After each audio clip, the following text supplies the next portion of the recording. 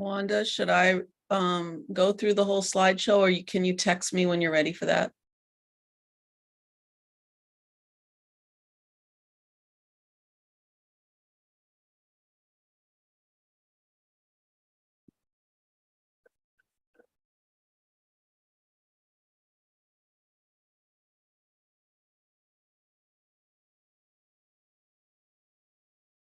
Okay, can you hear me?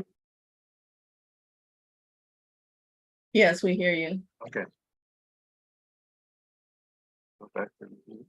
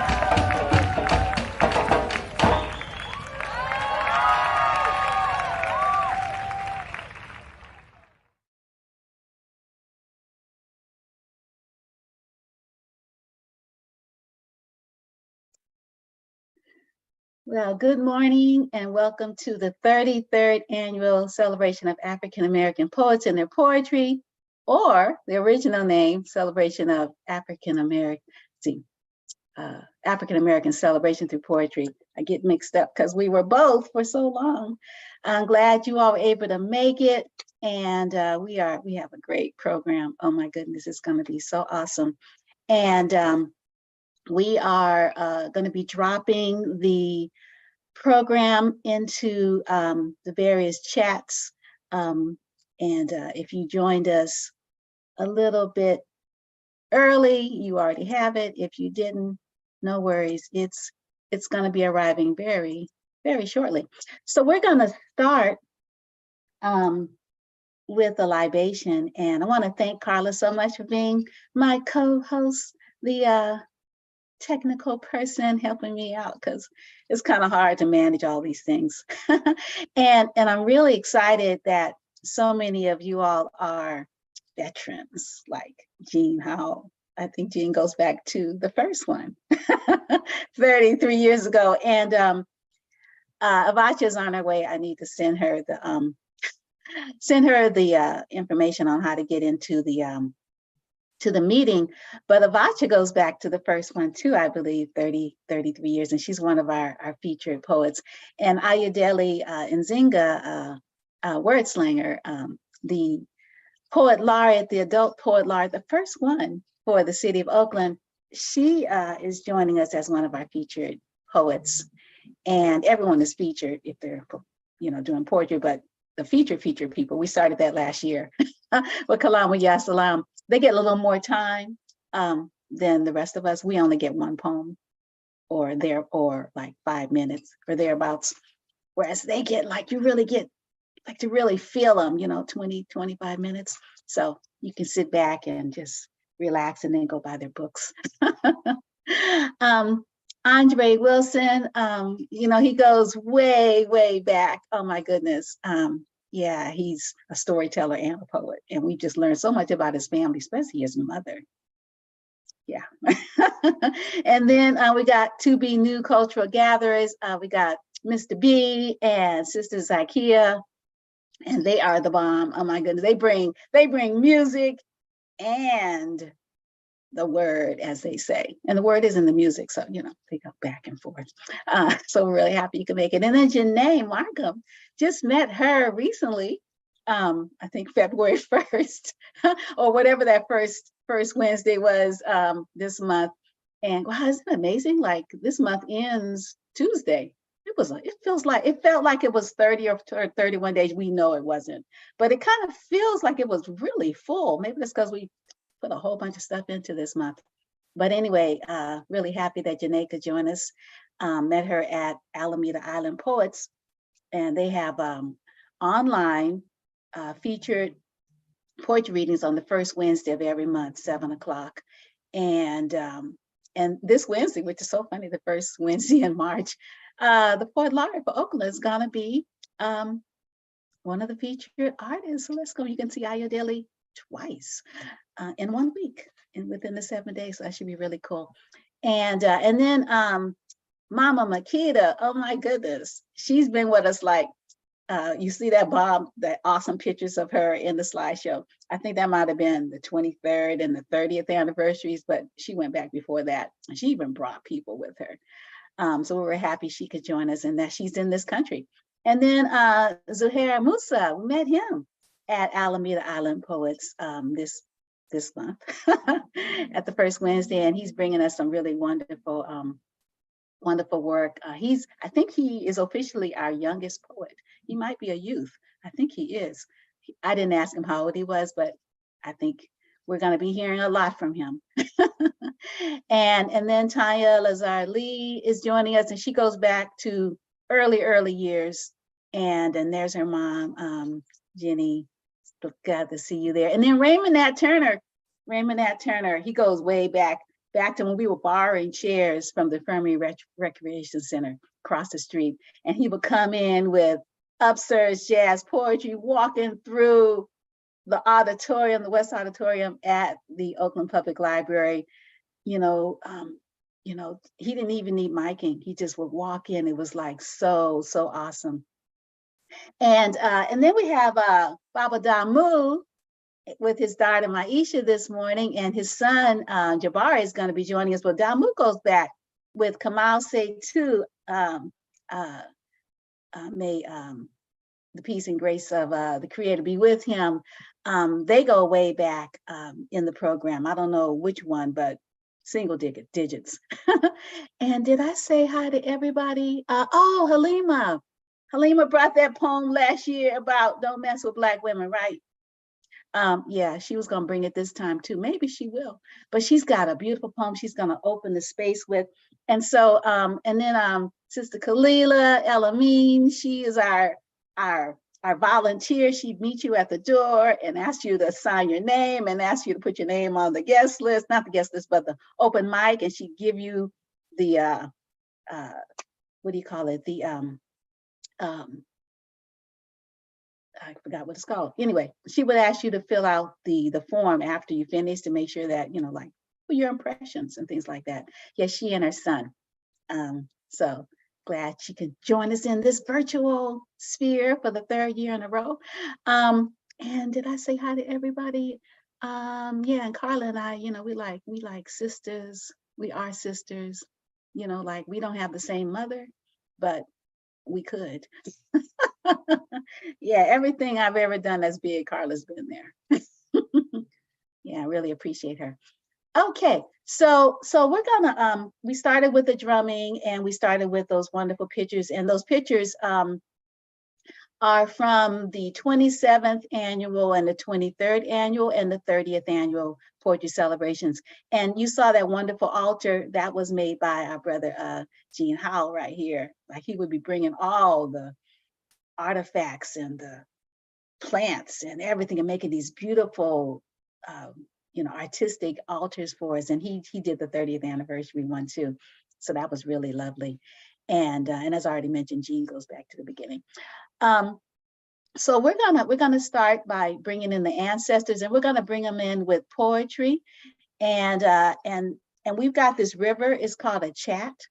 And so you're gonna take the, you know, and drop the names of your ancestors in the chat. Drop the names of ancestors that you know from the poetry celebration, like Dennis Omawali Cutton, you know, Ashe, Christine Sade, Ashe, Joy Holland, Ashe, Lee Williams, Ashe, Teak, his daughter, Ashe, you know, oh, there's Jabari, Damu's son we mentioned. And so Jabari's got a poem called Ashe. How appropriate, right? So we're gonna start with some poetry that will bring the ancestors into the space and thank them so much for, you know, for keeping us alive, you know, for 33 years. You know, of course, you know, we can't do anything with our ancestors' help. So we wanna, like, you know, call their names and bring them into the space and thank them so much for all of the grace and the blessings that they have bestowed on us. Because, you know, how can Black people resist, which is our theme this year, without the ancestors, you know, because they're our role models. We're here because they resisted, you know. This is not a welcoming place for people with a lot of melanin. So anyway, so I think we're gonna start with Halima, who's got Tall Trees. Love her work. And then that's gonna be followed by Jabari. And I'm gonna drop the program in the chat so you can follow all of me. This is just for memory. And then I think after that we have Adrian. So we can just start. Are you ready for me? Okay. Good morning, everybody. Again, I'm Halima. The name of this is Tall Trees. Blessings to those who came before us, to the ancient spirits and mysteries, to the ones that jumped, to the ones that stayed, to the ones that ran into the night, for those still born in the South with blood in their eyes and tears on their hearts, who endured lashings from the cat of nine tails or a screw that crushed bones, who were herded away in shackles and leg irons, who were silenced with masks and muzzles, who fell unconscious in hot boxes, who bled out at beating posts, who were force-fed with a speculum, mutilated while picking cotton, made to wear iron collars, used as bait for gators, punished for that white, raped into their veins, torn from their mothers to serve as pets, ripped from their families to breed, brutally murdered in massacres, sold from the auction block, deceived by the cross, attacked with water hoses and dogs, billy clubs and bottles, cages and cops, the tears of white women and their racist-ass counterparts. See, I'm from the South, where mouths are dirty and drip gold and blood. Hanging moths tell stories that look like black folks with afros being carried unconscious to slaughter. Bloody roots and hallowed ground keep us stoic until death. Fighting racists who are morally corrupt and fear retribution, even though their culture is violence. The only language they speak is murder. If we did to them what they do to us, they would be dead. Surrounded by the stench of states' rights and Southern democracy, they still lynching niggas at the Capitol. Burning crosses on the floor behind bills instead of white robes, trading hoods for deadly pens. Hey, Jim, who y'all killing today? Which human right will you threaten? Every bill expands policing and every suspect looks like my son. We do not want you here. It is not only your guns that kill us, it is your systems, your thinking, your cloak of white privilege that keeps you protected and us in crisis. We have to cop and court watch, organize sit-ins and boycotts just to remind you we are human. Have conferences, grapple in group discussions about the power of Black power to organize communities with inadequate funding that in reality should be reparations because we were ripped from our lands, stripped of our wealth, and punished for our resistance. At what point does strategy become performance? Would funders prioritize our liberation without access to data and tax credits? We organize with good intentions and descendants of enslavers whose disposition is to subjugate and destroy. If we are not careful, we will build cults instead of communities. They incentivize trauma, control how we cope, criminalize poor people for illicit drug use until they define it as medicine, then build dispensaries to dominate another industry on the backs of those suffering because unlike the colloquial pill popping, wine drinking soccer mom who can afford a prescription or who deserves the right to preserve her fragility, we tiptoe through pain with guilt. Black is beautiful but dangerous. They do not want us here. When we go outside, we might not make it home. Melanin is like gold. They've been poaching the dark continent for centuries. First on land, then by sea, but consistently from parliament floors. Black people are made to feel inferior because of generational trauma, racist policies, and false narratives. Bob Marley said that until there are no longer first and second class citizens of any nation, until the color of a man's skin is of no more significance than the color of his eyes, and until the basic human rights are equally guaranteed to all without regard to race, there will be war, there will be rumors of war, everywhere there will be war. We spend our lives surviving the construct of race, trudging through the trenches of government trying to reason with sadomasochists whose God even tortures people after death, boasting elusive power sustained by hatred and fear. But we are not afraid. And our resistance is always clear. It is red for the blood. It is black for the people. It is green for the land. We honor our ancestors with rage and toe the line of redemption with courage. Machetes at their necks and guns in their face. It will all end with revolution. The end. Ashe. Thank you so much. Jabari?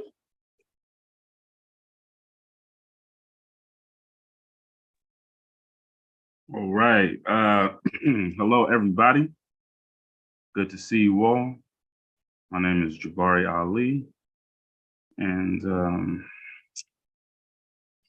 going to share a piece that's dear to my heart. Written a few years back, and yeah, we'll just go straight into it. Okay. I'm going to dedicate this one to my mother, Monica Hand, who is no longer with us, with the ancestors. All right.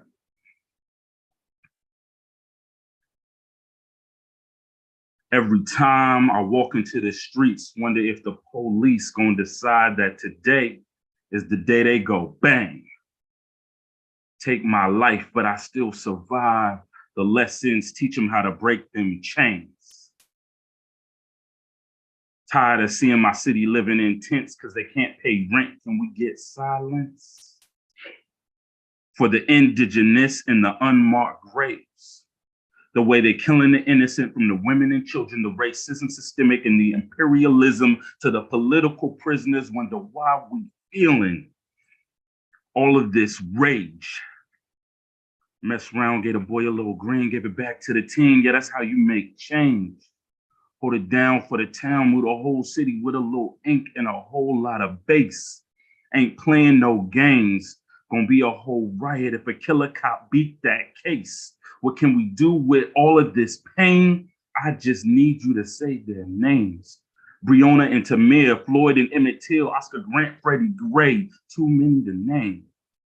Bless up, pour one for the ancestor. Can I get an ashe? And if you still got faith, can I get an ashe? If you remember their names, can I get an ashe?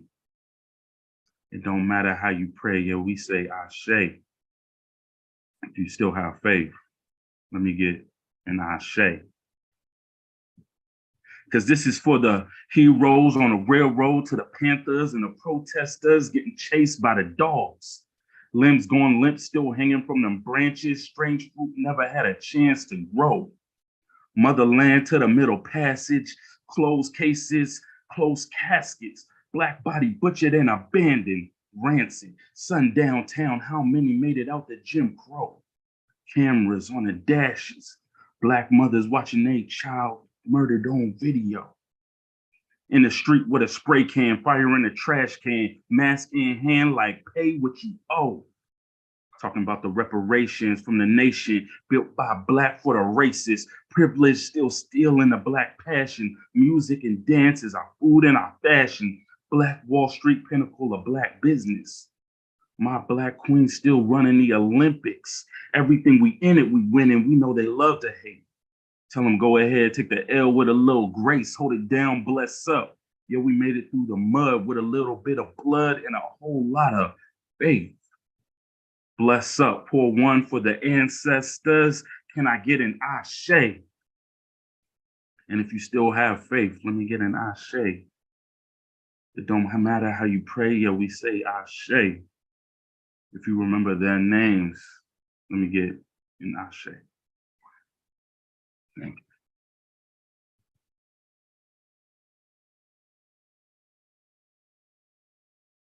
Thank you, Jabari. That was beautiful.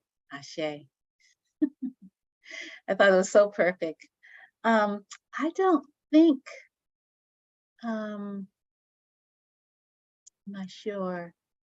I don't think Adrian is in the room right at the moment. Yeah, I'm not So, seeing her. yeah, I'm not either. Okay.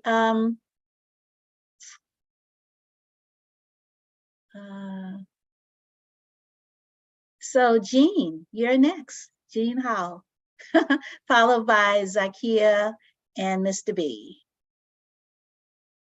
Okay, can you hear me? Okay.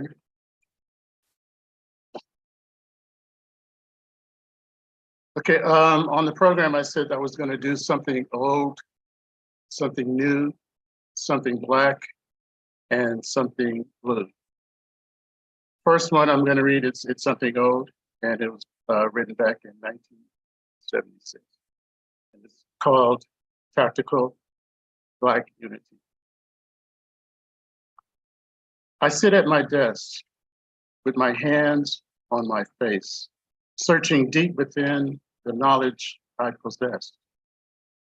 My mind begins to carry a twofold battle, one against fear and the other, the battle for a tactic. Then she comes to me to offer her help. Silently, I think of the tactic whose death I fear most of all. I turn to her and notice the fullness of her dress as the unborn life fills with soul of a people kept hostage for 400 years. She embraces me and I feel the warmth and soul of it.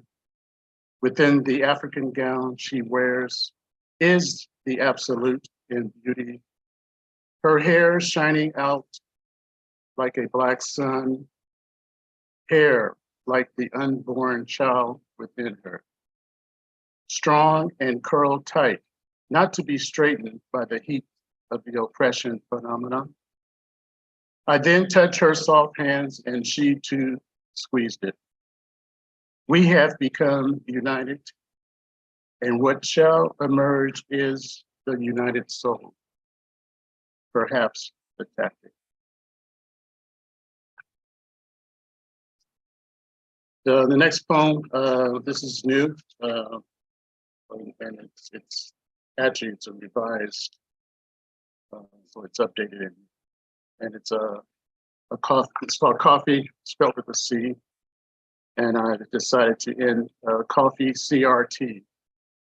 Consciousness removes terror. I like coffee like I like my woman, cold, black, and bitter. I like coffee in one of those cups with the wide bottom. I like my coffee made from beans, hand roasted in a black skillet. The one that the bacon bathes in when being cooked. 4, 3, 2, be emerged as a sweet meat upon the senses in moderation. I like coffee roasted on top of the oven. The oven with the aroma of butter and cinnamon having danced on the powdered, sugar-dusted floor of wheat toast and anticipation. Someone left the jar of jam out because jelly doesn't shake like that. I like my coffee ground by hand with one of those wood grinders that reminds me of a lady's jewelry box with the little drawers with peppercorn beads. I like my coffee made with the water after the pipes stop their grumbling as the finger of water prepares the pot in a clockwise direction. For the body of water, I like a Dahomey dark roast by way of Mali, by way of Arkansas. I like coffee made in the glass percolator, like my grandfather's. As the coffee is made, you see it punch against the top like Sugar Ray Robinson and dance at the bottom.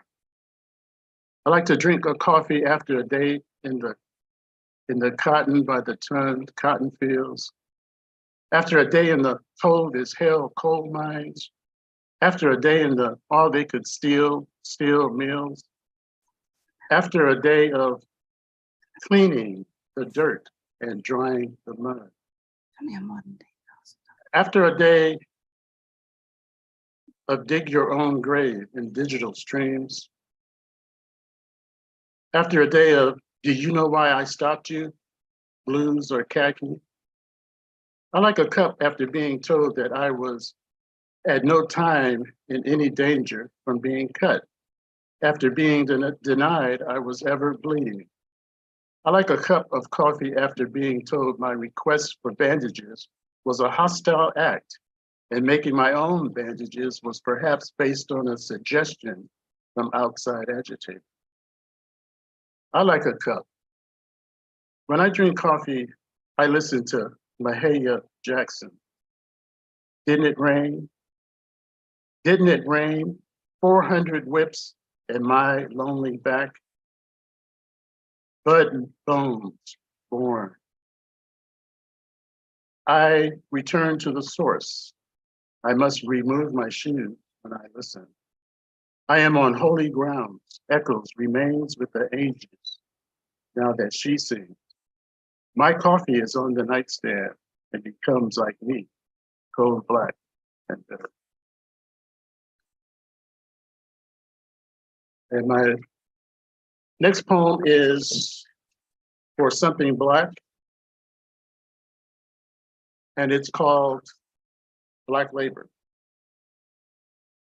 Cotton fields sprinkled with swollen hands, seasoned in scratches, wrapped in shrouds of participatory democracy that balance loads in a tropical tabernacle dance and say nothing at all. Steel mills consuming cauldrons of blood, sweat, and talks of Black men tears. Welding welts within and say nothing at all. Coal mines blending a mist of black coal dust like moraine, spread over alveoli on a shell of bent spines. And say nothing at all. Soldiers that serve as Bill Russell Terriers that shoot hoops and goots for those that issue dog tags and front row seats for German POWs that say nothing at all. Domestic work that shadowed those in pursuit of leisure capital and surplus time when windows were done with a rag and you were quiet as a mouse and say nothing at all.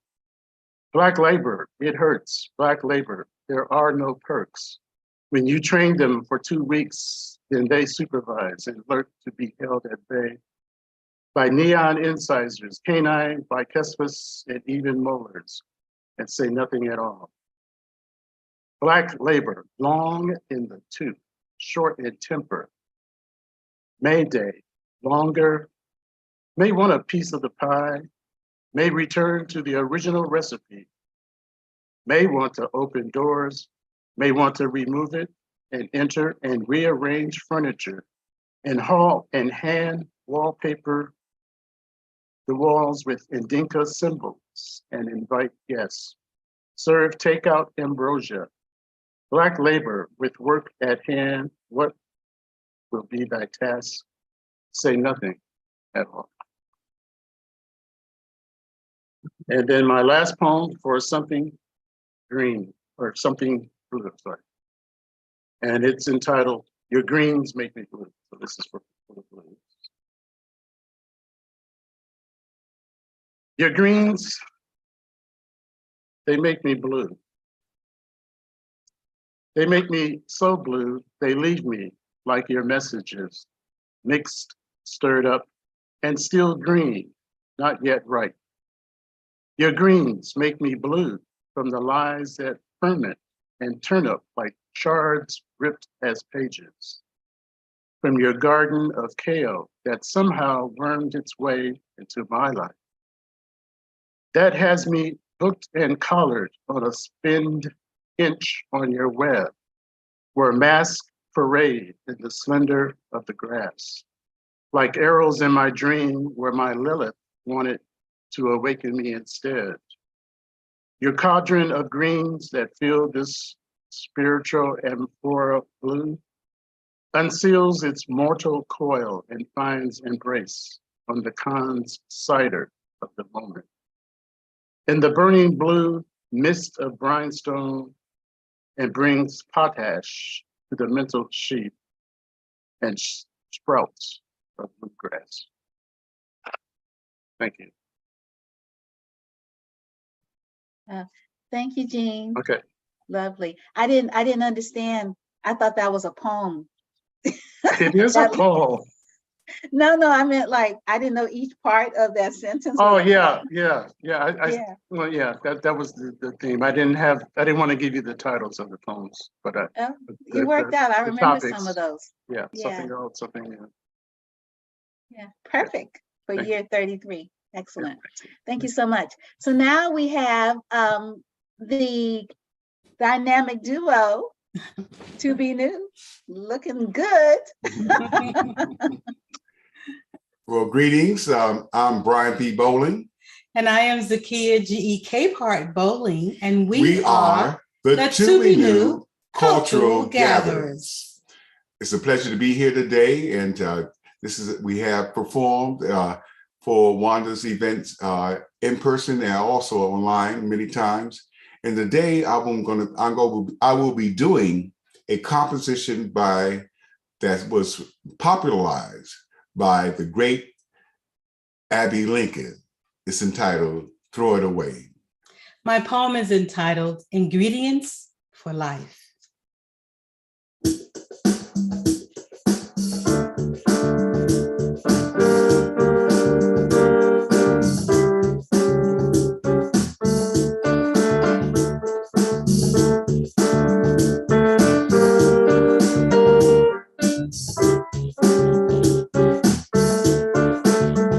When I think about the life I live, a figure made of clay, think about all the things I lost, the things I gave away. And when I'm in a certain mood, I search the halls and look. One night I found these magic words in a magic book. Throw it away, ah, you can throw it away. Give your love, live your life, each and every day. Keep your hand wide open, let the sun shine through, 'cause you can never lose a thing if it belongs to you. There's a hand that rocks the cradle, a hand that helps us stand, with a gentle kind of motion that moves across the land.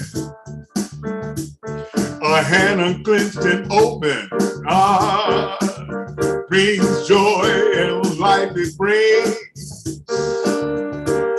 So keep your hand wide open if you need anything. Throw it away, oh, you can throw it away.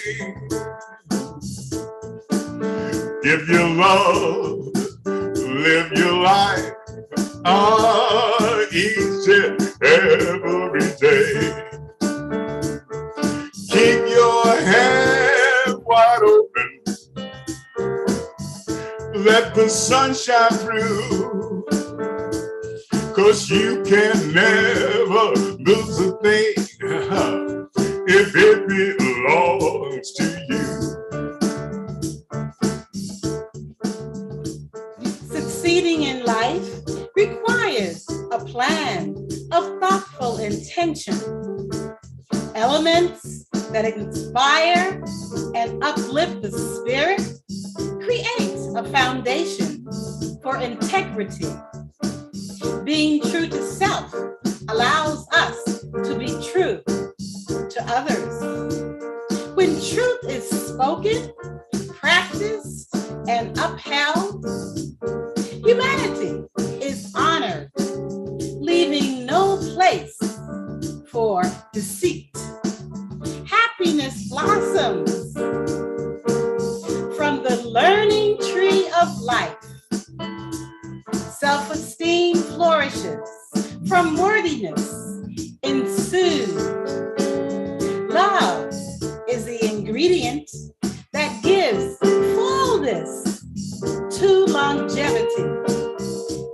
At last, truth, honor, happiness, and love is solidified.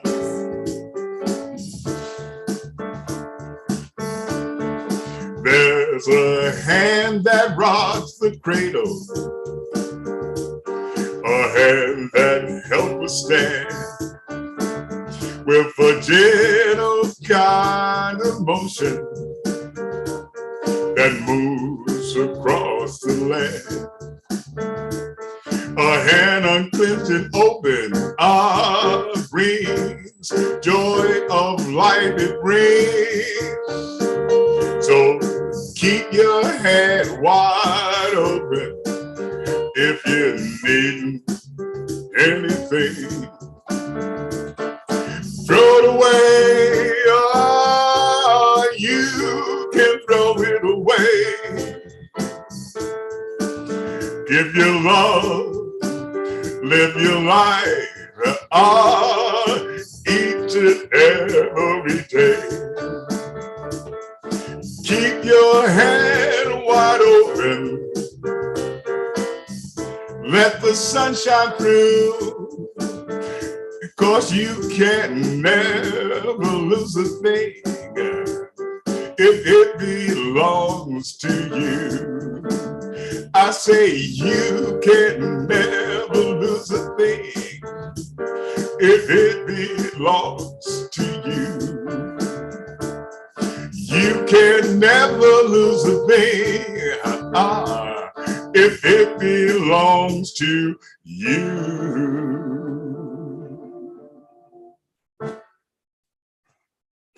Our next selection will be a composition by the great Pharoah Sanders, and it's entitled, Think About the One. My poem is entitled, Our Creator, Our Lord.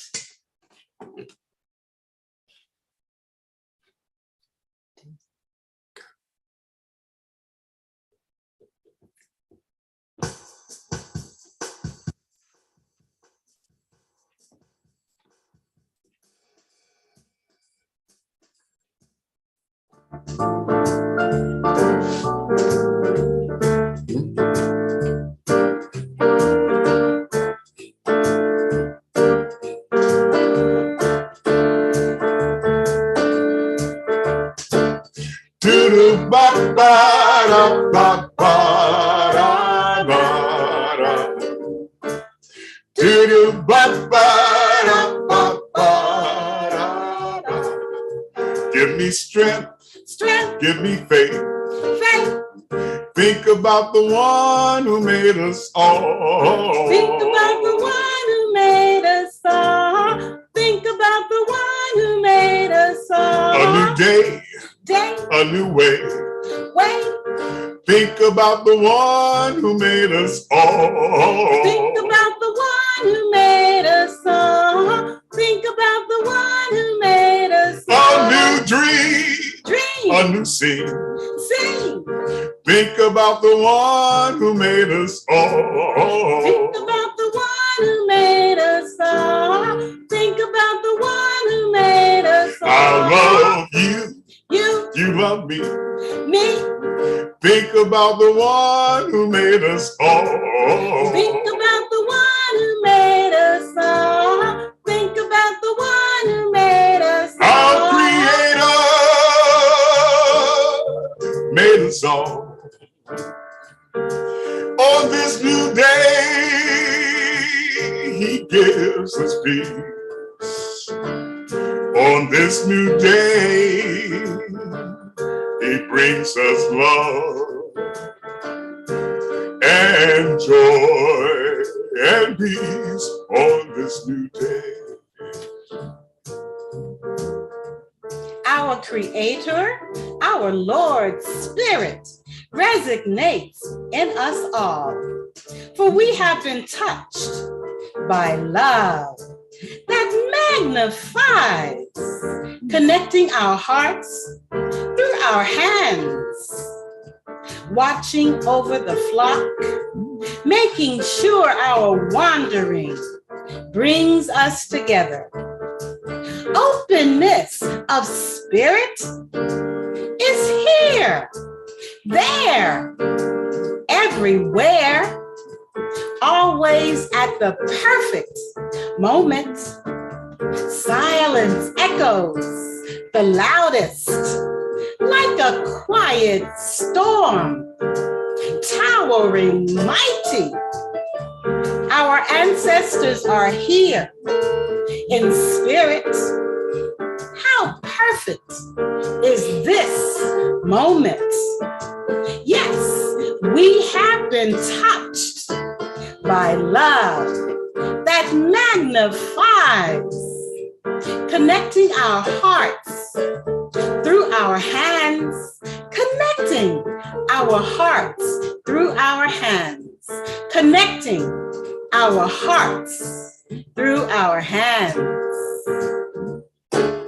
Do-do ba ba da ba ba da ba da. Do-do ba ba da ba ba da ba. Give me faith, give me joy. Think about the one who made us all. Think about the one who made us all. Think about the one who made us all. A new day, a new way. Think about the one who made us all. Think about the one who made us all. Think about the one who made us all. A new dream, a new scene. Think about the one who made us all. Think about the one who made us all.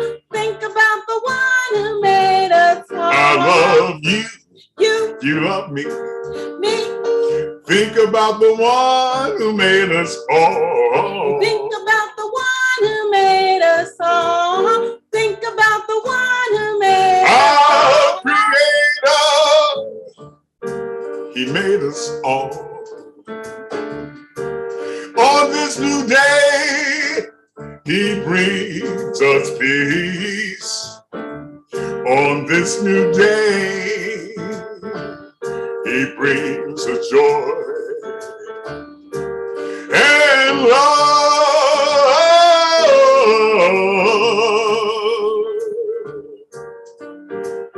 Think about the one. Think about the one. Hey, hey, hey, hey. Think about the one. Our Creator. Think about the one. Think about the one. On this new day, Think about the one. brings us joy and peace, Think about the one. and love and unity. Think about the one. That's it. Think about the That's it. one. Think about the one. Love you, Lord. Love you, Lord. Think about the one.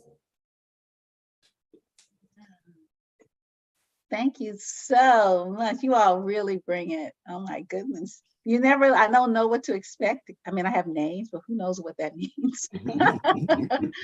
So it's like, oh my gosh, I love the first one, but I really love this one. I don't know it. It's beautiful. Yeah, it's Pharaoh. So when's your CD coming out? With your music, I need to play this. Okay, it's coming out when we move to Ghana, when we move to Africa. Okay, cool, super. Well, keep me posted. That's our first priority right now. Okay, awesome. Well, thank you both so much. Really beautiful. You're so welcome. Thank you, Wanda. Oh, you're quite welcome. So we are so excited. One of our featured artists, Avotcja is in the house, and Ayodele Nzinga is in the house. And Ayodele Nzinga is going to be our first poet who's going to be, bringing us the word, as they say, in a lengthy way. Not lengthy, but you know what I mean. She's featured, but then you're all featured. So that's kind of like using the same word to describe the same thing is kind of difficult in English. So Ayodele Nzinga is an arts and culture theoretician, practitioner working at the intersections of cultural production, community development, and community well-being to foster transformation in marginalized communities. Dr. Nzinga holds a master's in fine arts and writing and consciousness, and a doctor of philosophy in transformative education and change. Described as a Renaissance woman, Dr. Nzinga, or Ayodele, or word slinger, however you enter, is her producing director, playwright, poet, dramaturge, actress, performance consultant, arts educator, community advocate, and a culture-bearing anchor. She resides in Oakland, and she is the first theater to do the entire century cycle of August Wilson's work in order. And so I want to welcome Ayodele Nzinga into the space. Good morning. Good morning. Good morning. So we're going to get right to it. I am very happy to be invited here and have the time to stretch out and spend a little time with you. This first piece is called 7th Street Float, and it's dedicated to the work that Tony Coleman did on 7th Street in Oakland. Sometimes I drive down 7th Street with my ghost spread 7 deep, chorus of grandmothers praying in our ears. My grandma Nettie Brown, a Black girl from State Line who died in South Berkeley, red lines in all directions. She came down to 7th Street, sat on the stools at Pearl's Diner, and my ghosts, who are chatty today, say so did James Brown. He rode down 7th Street to Slim Jenkins, stopped in at the Orbit Room. Yeah, 7th Street got stories. Stories that walked out the ocean, Atlantic, Pacific. They closed the portal and tore down the ilays, but memories of the streets remain. They abandoned the train station, ghost, Spanish moss, and gardenia trees remain. Sometimes I drive down 7th Street with my ghosts in formation. Marcus Garvey out front, Daddy Grace bringing up the rear. It's California's second line fall forward movement. We here with roots and gore in pockets, escaping impossible by mere minutes. Will Bill tattooed on souls too far from home to return. Made new over and over on strange land. We bought rice and red geranium sewn in knotty hair, food for the future. We found Africa, Africa found us. We got roots in our pocket. We are a replicating myth like Osiris and Christ. We are crucified to rise, electric boogaloo, after hours, pig feet sandwiches, house parties, blues, smoky cools, Newport's side of town. We on the billboards, baby. Smooth water people, smelling like the South, running fast with tambourines on the way to becoming, overcoming. Still, we got ghosts from battlefields, ride slow on gray smoke floating over yellow tape. That boy there, he looked familiar with his eyes stretched wide open, mirror dark sky like that. Shut them gently. He reminded me of Hazel's boy, Pookie.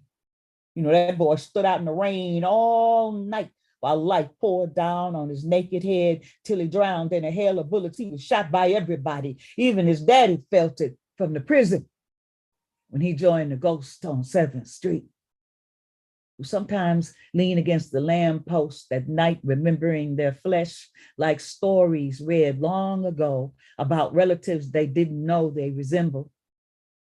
Sometimes the sidewalk talk and the trees nod, listening to the way yesterday used to be today and how today will be yesterday tomorrow. What footsteps are remembered? We got roots in our pocket. My ghosts travel. Prepare a path for me. My father has no house. Rented rooms, crowded with memory, can't remember me. My ghosts sideshow. Long, slow circles, slow peels of smoke hang like hungry slivers of cloud. We suicidally reach for passing stars, Icarus on syrup, pulling up his pants. Tribal dance, sirens. Remember war-broken beats, catch weaponized words, mostly murking ourselves on mamas. Sometimes my ghosts are angry. Sometimes they howl in the shriek of the BART train, phantom limb pain from buried lives. The portal remembers Atlantic, Pacific, the ocean, new rails vibrating fever frequency. All dreams move to the city. The town is country, especially 7th Street. My ghosts whisper, sounding like a full-throated Harlem night. We pull up at the stoplight.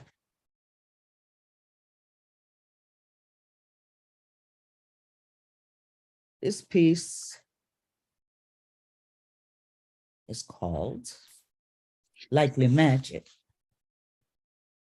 or let's actually do Outside the Lines. These are a part of a collection called Black Rootedness. Understanding is deep and fulfillment is true, he said in passing. standing under knowing of things overstood as deep, but she don't color in no lines and longs for things even in dreams. Her hands move along the sides of truth, finding herself at the edge of highways without lines, wondering what is, what to do about the things said and written that shape texture reality, not related to lives lived, dreams dreamed, things taken, things given, no denying can't be forgotten, things that float, hover, hungry, must be fed, tended, involuntary, reflexive, persistent, lost things, gathering in long shadows of new things, written on a song already playing, been playing, replaying chords, things float up in the waves, red geranium seeds, prayers sown inside promises exploding in dreams, disconnected from the dreamers at intersections of the then and this now. The future must stand on past actions, deeds. How else would it find the way if the unborn could not speak with the dead? Would we ever remember? After transgression, transmutation, translated creation in chaos, ripples cross oceans, rice, indigo, people, red cloth, tales carried through centuries, fill graveyards, cells, and coffers, altering or fulfilling destiny, dividing pantheons, forking paths, origin stories colored, overwritten, kidnapped, hijacked by hubris-driven systems, lynched on survival into the here, the there, the nowhere. Asleep, she gives it to the water. She hears the bones talk about oceans crossed, shores of continents recede, approach, different stars, exodus, dispersion, death, rebirth, red geraniums, rice, sugar, coffee, red cloth, tails, black bodies, here, there, nowhere. Waking every day in a sorrow older than the pain, carried in bags, packed roughly, leaving things behind, torn, overstanding, now standing under rules written, imposed, created under constellations with unfamiliar meanings. Hard to embrace the thing that erases as it consumes. Sweat, language, land, ways of life, songs of days, memory, custom, purpose, honor, dignity, separated, asunder, scattered, waiting, not melting, remembering. Lately, she's been finding stray pieces scattered randomly between now, then, here, there, reaching for things that the unborn know, running errands for the dead, collecting legions of dismembered fractals, weaving the story from there to here, then and now. Simple sanity could not rest well, even if it served. This is her overstanding. No color in no lines. At 5 months old, I was most likely already magic. Probably had been that way from the start or before, born with a caul over my eyes and all. Likely it was magic right away. Trials and tribulation follow magic, and they done followed me all my life. I always had to be magic, just to hold the idea of me, surviving odds and failing to be a statistic. Had to be magic to conjure survival. Magic kept the candle lit in a storm of a life, a sink or swim kind of journey, requiring all three eyes, looking for the signs, searching for the keys, waiting in the gray everydayness of things endured, like poverty, young parents, no inheritance, and leaky bags of secrets that weigh a lot, but don't pay no bills you got no intention on paying. It's a good thing I remember sooner than later. Later is rarely better than sooner, but it do get its time, you know, like greater later. You see, magic always been tricky. And mine ain't no different. It almost worked better before I knew about it, before I learned the cost of things and how not to blow up a room with my random thoughts or tell the truth to fools. because such thing wear hard on them that brings it on themselves with their hands over their eyes, unaware, bereft of magic, full of privilege, but unlucky, lucky, but not magic. Yes, I was probably always magic. No need to color in the lines. Magic likes its understanding deep, and it plants itself in bright pennies that grandmas wish on, the grandfathers dream on, seeds planted in an intentional universe where there are no lines between anything. Most answers are yes, and bright children learn to fly because there is sky and magic to be tended. Always been magic. I never eat from empty plates, bone before bowl. My cups overflow. Good character is my companion. Good fortune follows me. Abundance sits at my table. All my dreams come true. They attract other dreamers, flying in and out to everything. Only sky above us. I was born magic.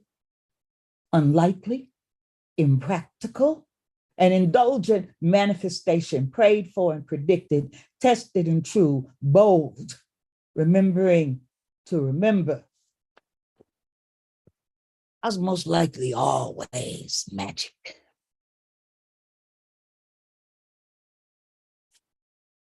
Something is always dying,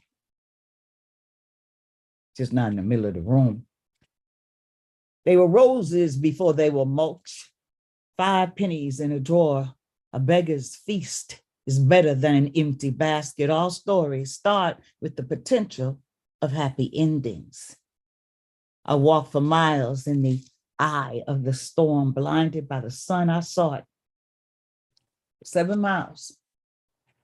I was a full moon. 5 pennies in my pocket. Life is a dream that ends upon waking. Roses and illusions die. Centuries underwater, sleeping phantoms deep the bones. And sometimes death saves you for life. Roses floating on the water. 5 pennies in a drawer. That's the smell of hope, she said, but never quite understood how metaphors dress the truth for dinner. A meal of a ghost walking on the water, mostly bone, but some have eyes, floating across the graveyard. North Star eyes dream of locomotion. Transplanted trees grow in the direction of home. My MLK walk resurrected itself on a milk carton in Harlem. Then it became black berets, leather coats and guns. Locomotion became movement. They were roses before they were mulch. Something is always dying. Minutes, murder, hours. Every sunrise, light cuts dark. Rage and bullets next to the hope in the drawer. Bones on the water, bleeding lions onto the street in the flow of lost religions, dangerously feeding the lumpen. Baraka said, every man should see himself when thinking of God. Spotlights and sunsets buried my 5 pennies in the back of my mind next to the chatty dead people. Now I wanted to be a river, but the ocean branded me. One hand a spear, the other a shield. Neither tool favored. The dead won't shut up. They got them pennies and they rattle them like dice. Something is always dying, just not in the middle of the room. Wind won't leave me alone. Got me watching fig trees and praying the grapevines. Crows and doves watch over me, knowing I too want roots. That dream drowns 1,000 times a day. Sharks and itinerant poets, prophets riding dirty, God's trombones. Joshua rode into Jericho with the confidence of Hannibal. I gotta ate the good green and gin for Ogun. I favor brown liquor, drums and gods of thunder. I talk to the dead. We got pennies for eyes. They rattle like dice. as we float across the graveyard, rootless, defying the storm, riding on the wind, rage and bullets in an open jaw.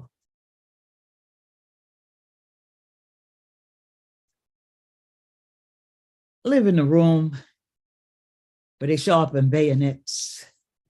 Every life dedicated to the target. Over 400 years of dark night, we still ain't able to afford truly cold ice.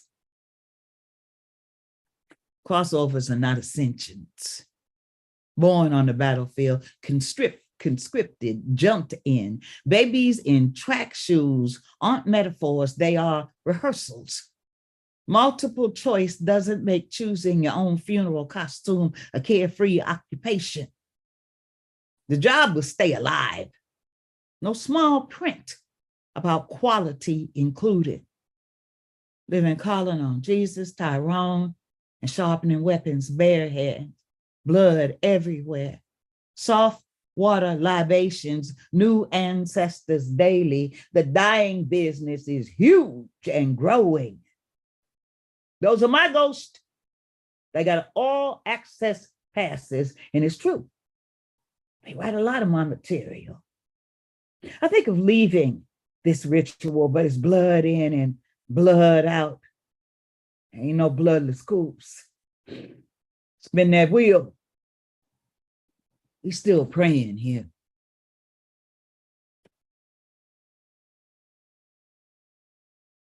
What's the story of a stolen tree in a hostile land? Sometimes I got to lean back and let my soul hang out the back of my neck, holding the pain at the top of my throat like marbles with razors rolling around while the wind whistle through that hole, my soul hanging from. Sometimes my heart beat like a hollow drum. Infinite pain, ocean-eyed, gods howling around my toes, Nat Turner, straight razors, and desert eagles live in my pocket if I come undone. There may be no rewinding the movie. We just have to play it out. Once the cards are dealt, dancing would be a necessity. Bullet fragments and demon parts melted in the furniture for rooms and asylums, leaving only children to carry the banner forth. All the old heads would move underground where music and wisdom frequent the graveyards, somewhere near where liberty got lost on the way to the World Fair. I dream this different. I struggle to live it the way it wrote itself. Surviving is easy. If you let that be all the stars, you can smile with teeth. But if you imagine galaxies and the unnamed somersaulting in distant peripheries, then the smile avoids your eyes. I no longer carry bubble gum, just advice cold as hot ice. And if these ain't your stories, you can go ahead and keep my name up out your mouth because we don't code switch in this house. All straight razors and last chances, ghosts in all the corners, recycling granny's prayers.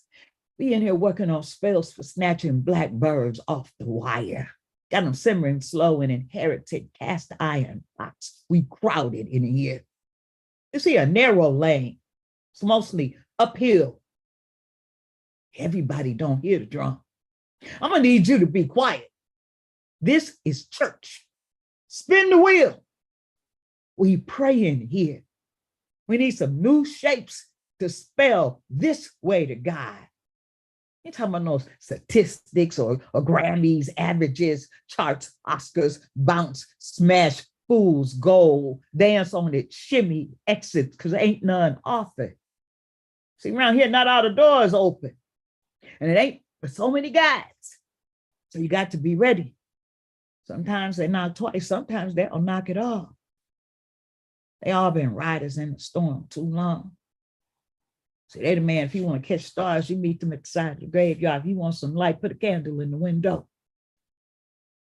Move your hands.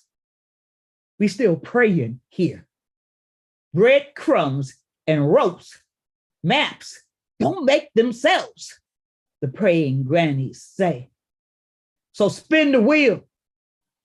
We still praying here. I raise your grandma's hands and a pot of collard greens against that smelting pot in your imagination. You best slow that burn and take your hands up off my song. You don't mess around and brand yourself.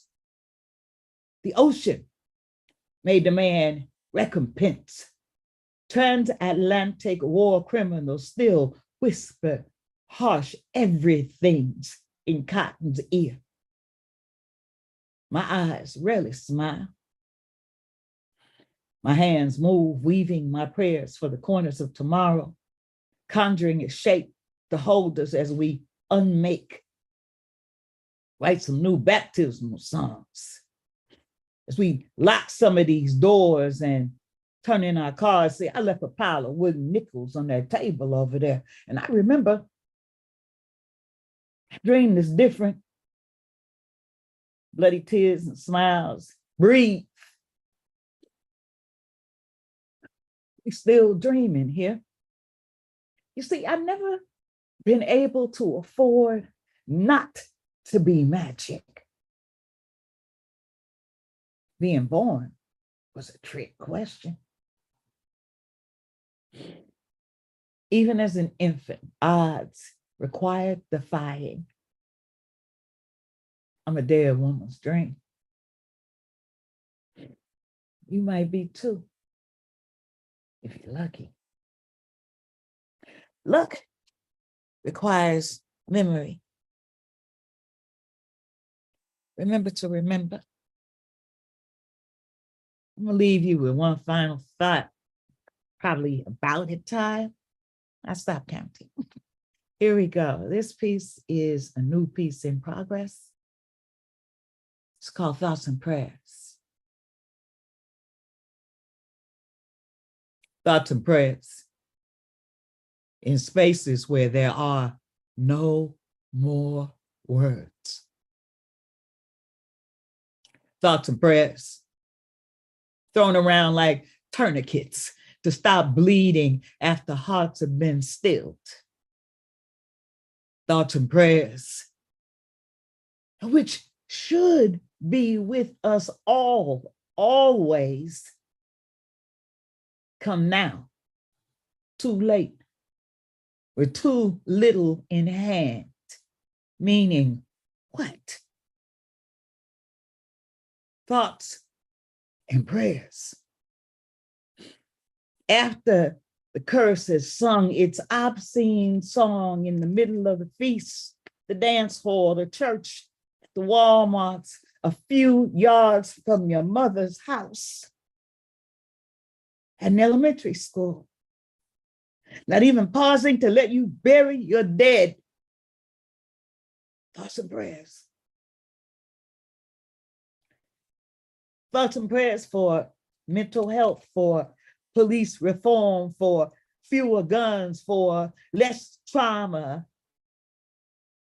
Thoughts and prayers and marches and banners and candlelights.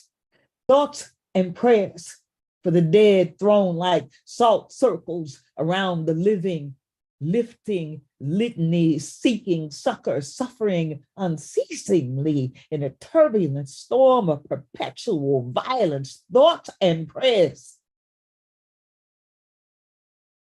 Thoughts and prayers for all of us, pressed to eat sorrow and keep dancing because there are deadlines, new headlines, dreams for tomorrow, a growing body count, bags of blame, missing solutions, and enough mistrust to keep us armed with misconceptions and artillery. Thoughts and prayers. Pus-soaked Band-Aid hanging from a wound we fester in. Thoughts and prayers. In a world full of potential active shooters. A paycheck, diagnoses, verdict, ruling, judgment away from all the cheese slipping off the cracker, loading thoughts and prayers into manifestos, ripping back the curtain and rearranging the players. Thoughts and prayers as we continue to struggle. Thoughts and prayers, an impotent epitaph meant to shield us from acknowledging we failed. We failed again to create a better now. The collective we failed to speak in rooms where the paint doesn't go all the way up the wall. We failed to speak with those who couldn't hold on, and we could see they was ready to let go.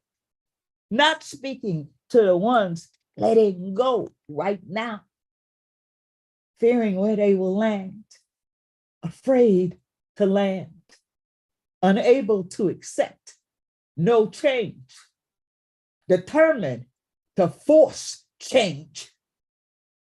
Our failure to see the world we make and how we allow it to stand between us, dignity, love, overstanding, refusing to see ourselves as loading weapons, closing our eyes in prayer instead of moving our hands to build what we must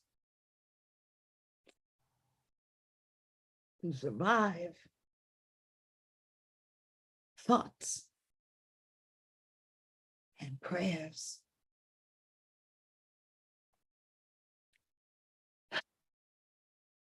Thoughts and prayers, y'all. Thank you. Thank you, Ayodele. Thank you so much. It's really beautiful. Thoughts and prayers.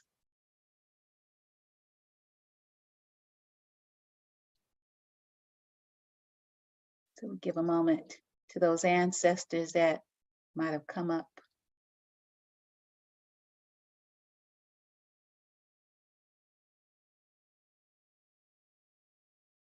Ashe.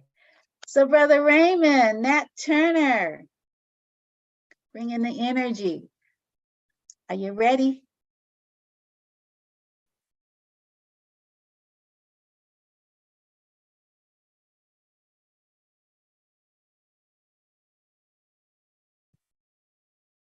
You're muted.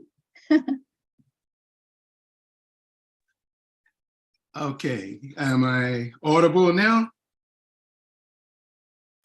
Am I audible? Oh, sorry, I was nodding. Yes. Okay. I guess I should Okay. say something.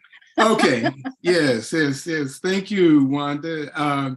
Want to thank you for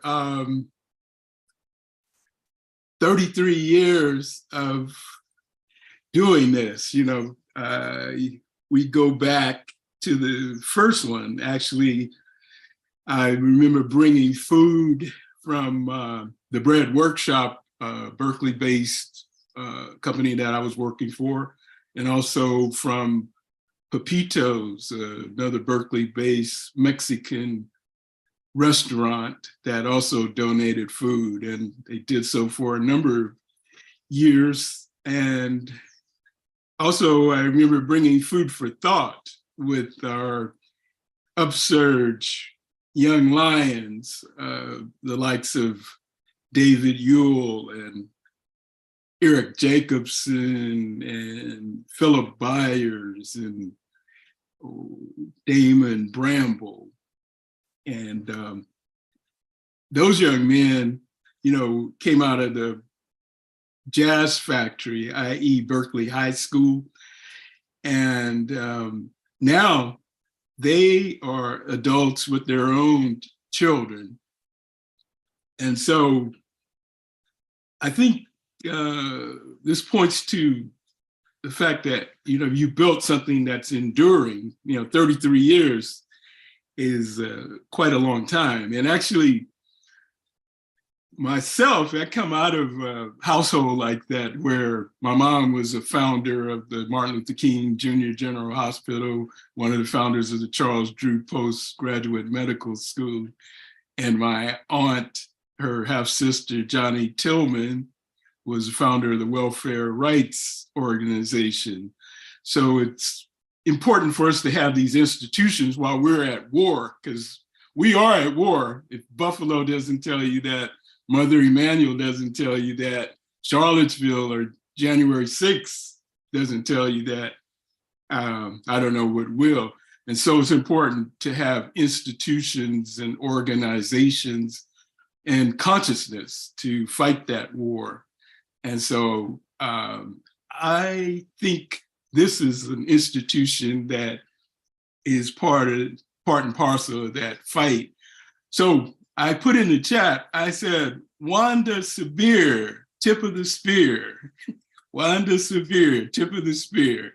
So thank you and blessings to you for doing all that you've done to keep us on track and grounded in developing our consciousness and wisdom and fighting capacity.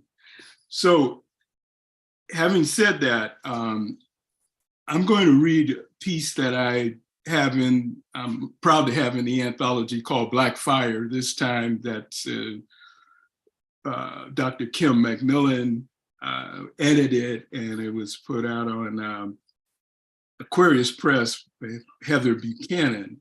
And I have a couple pieces in there. Piece I will read today, both of these pieces are pandemic pieces that came out during the period I called George Floyd Summer. And the pandemic, as you know, peeled back the onion and pulled the covers off of some of the things that many of us knew for a long, long time, but the society at large and the world at large perhaps didn't know. So this piece is called It's Capitalism, Baby. Grave diggers feed hungry Heart Island trenches, plain pine boxes, stacked 3 high.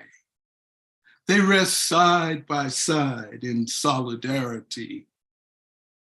For now they share island real estate with AIDS and 1918 flu fallen. New York is not new to this. Ask African burial ground ancestors. It's capitalism, baby. 799 died today, tasered with temperatures of 103.5 and shortness of breath. A bus driver, track worker, and a couple of conductors I know on site and speak to came down with temperatures and chills. They breathe welding, manganese, steel dust, and diesel fumes, decades for New Yorkers. But they could be tested. It's capitalism, baby. What if they whispered 3 little words, pleaded 12 times instead of 11, like Eric Garner, as the long, white, tattered arm of the law crushed his windpipe? What if they pleaded 12 or even 13 times? Would they've been tested, treated, and alive today? That's not MTA's concern. Liability lawsuits are capitalism, baby. Nurses slash garbage bags open, using them as PPE, personal protection equipment. Docs reuse gloves and masks. Multiple patients in the world's richest country. It's capitalism, baby. Hand sanitizer was $15 a bottle yesterday. $50 today, if you can find it. Ventilators were $25,000 yesterday, $45,000 today, and climb in. It's capitalism, baby. If water is life, hand washing's a lifesaver. Unelected emergency management cut Detroit water off and poisoned Pennywise Flints. Oh, please, it's capitalism, baby. San Francisco hotel rooms sit empty. The unhoused shelter in place below freeways, in overcrowded shelters, and on cold convention center floors. It's capitalism, baby. Parasites self-isolate on swanky yachts, toasting tax breaks, looting labor's fruits, sucking up shares, Congress members, and blood. Leeches storm the Hamptons, hoarding, greedily buying meat, frozen foods, filling extra McMansion freezers, while working class shoppers tussle over toilet tissue or stand their ground in long lines buying guns. It's capitalism, baby. Cars sob and food bank lines stamped insufficient funds a mile long, while farmers plow perfect cabbage heads and green beans back into black soil. And ivory rivers swell from dairy farmers dumping millions of gallons of milk in manure pits. And chicken processors smash 750,000 eggs a week for profit omelet, obscene food fights. Capitalism, baby. Return to normal? That Titanic sailed months ago. It does seem, however, that it left ashore capitalism's grave diggers.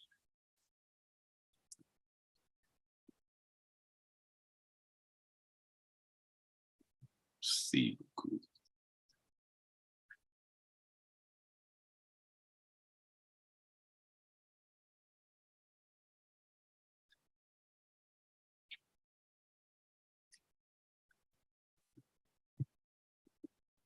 Raymond, was that the end of the poem? That's the end of the piece. Oh, okay. Couldn't see you anymore. You just went to off screen. Thank you so much. For sure. Thank you so much. You always bring it. And yeah, we do go back. Yeah. We are now going to hear from a poet that I mentioned earlier that I met at Alameda Island Poets. And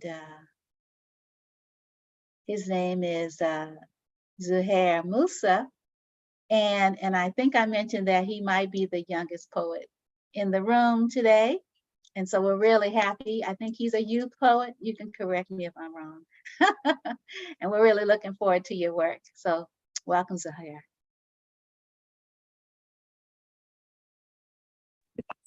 All right, how y'all doing? Yeah, I'm a youth poet. I'm 19. I'm blessed to be here. You know what I mean? It's a beautiful space, beautiful people, beautiful words. All right, I had a poem I was gonna read, but I'm gonna read another one. Cause like I've been writing.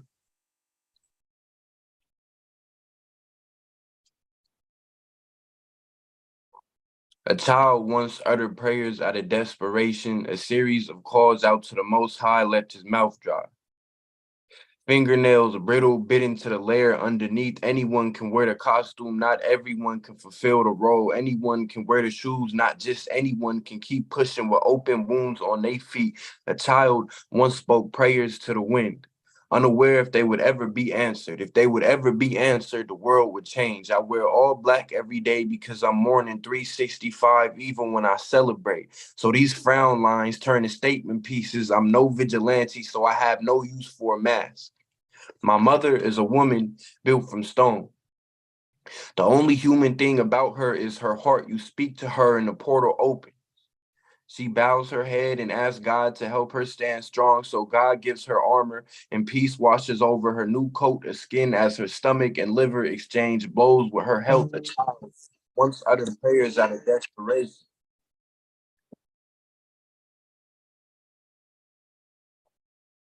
A child once uttered prayers out of desperation. All were not answered. The world was understood. I see high rises as a threat. Lululemon as well. No matter the grounds, the government is not to be trusted and the village is at stake. Watch out for puppets with no visible strings tied to the puppeteer. Beware of the puppeteer. Beware of the colonizer who knows not of his transgressions. My superpower is mud alchemy. So I stand in dirt as it rains and I dance. I'm no vigilante. My eyes are closed, my senses in a hiding state. My eyes are closed as I danced in the rain. The mud alchemist making a home from the bottom of his feet, danced the worry away. My superpower is mind bending alchemy. I'm no vigilante. I have no need for a mask. Yes, it's true. Another young man lost his life here. Another young woman was stripped of safe haven. Another child was left to figure it out. The battle was lost, but the war is won for now. The village remains. A child once uttered prayers out desperation from inside these village walls. A series of calls out to the Most High left his mouth dry. Fingernails brittle, bit into the skin. He spoke of what the bars wouldn't dare whisper. What exactly would these words have left to whisper if it was all left out on the table? He was raised by a holy woman coated in stone where the pain thrives underneath. He grew to be coated in sin. Next time you see crop circles at an intersection, no matter which side of the compass you land on, I want you to know these tire marks represent resistance. And snipers take to the high rises, serving as walls, blocking out the inner city. Next time you hear a chopper box beat, regardless of interpretation, add a violin and percussion. Remember, you were handed a symphony through a story. My brother gifted my close friends and I unclehood. My brother gifted my close friends and I unclehood. She has one father and 1,000 soldiers by her side. She has surpassed the level of general already, and she just took her first steps. The future is present. Face to face with reality, the only two choices you got is suicide or a cold grind that harbors the potential to kill you inside. Every word counts. Young man, you refer to yourself as a demon. Never forget the royal cabinet of the United States is always open. With weapons protruding and a bullet in your name, adapt to ferociousness, but never forget the mental war at stake. My eyes are closed, but my senses are in a hiding state. As I dance in the rain to stomp the worry out, young man, you refer to yourself as a demon and forget love rules the world. Or maybe it depends on the world you live in. Maybe the mind is a sensitive thing. Is reality really warped if no one else sees it? Like, Oh, wow. Thank you. And thank you for bringing the new work. Wonderful. And we have our next poet is joining us from Lagos, Nigeria. And I don't know, for those of you who keep track of these things, 58 years ago, February 21st, Alhaj Malik Shabazz was killed. And David's work, David is also known as the 78th Psalmist. He's going to share a piece called The Unfinished Speech of Malcolm X. So David, why don't you join us and say the rest of your name for us, because I don't want to mess it up. Good evening, everybody. It's about past 8:30 p.m. in Lagos, Nigeria here. My name is David Osaudion or Diase, from Lagos, Nigeria. I'm also known as the 78th Psalmist. So my poem is titled The Unfinished Speech of Malcolm X. It was inspired by the autobiography that I read by Alex Haley, which actually inspired me to write a piece, because I feel that as writers, we sometimes will get to a point whereby, for example, I believe I'll never get to write all the poems that I want to write. I know as writers, we don't have the luxury of immortality, but what we can do is to leave legacies that stand the test of time. So writing that piece, The Unfinished Speech of Malcolm X, I put myself in that position whereby I was trying to imagine if he was not shot, what were the things that Malcolm would have said, and I was able to write the piece. So here goes. Assalamu alaikum was about the last words Malcolm X spoke into the microphone before the assassin's bullet tore through his chest. The story goes that he had barely mounted the stage. The story goes that he never got to give his speech.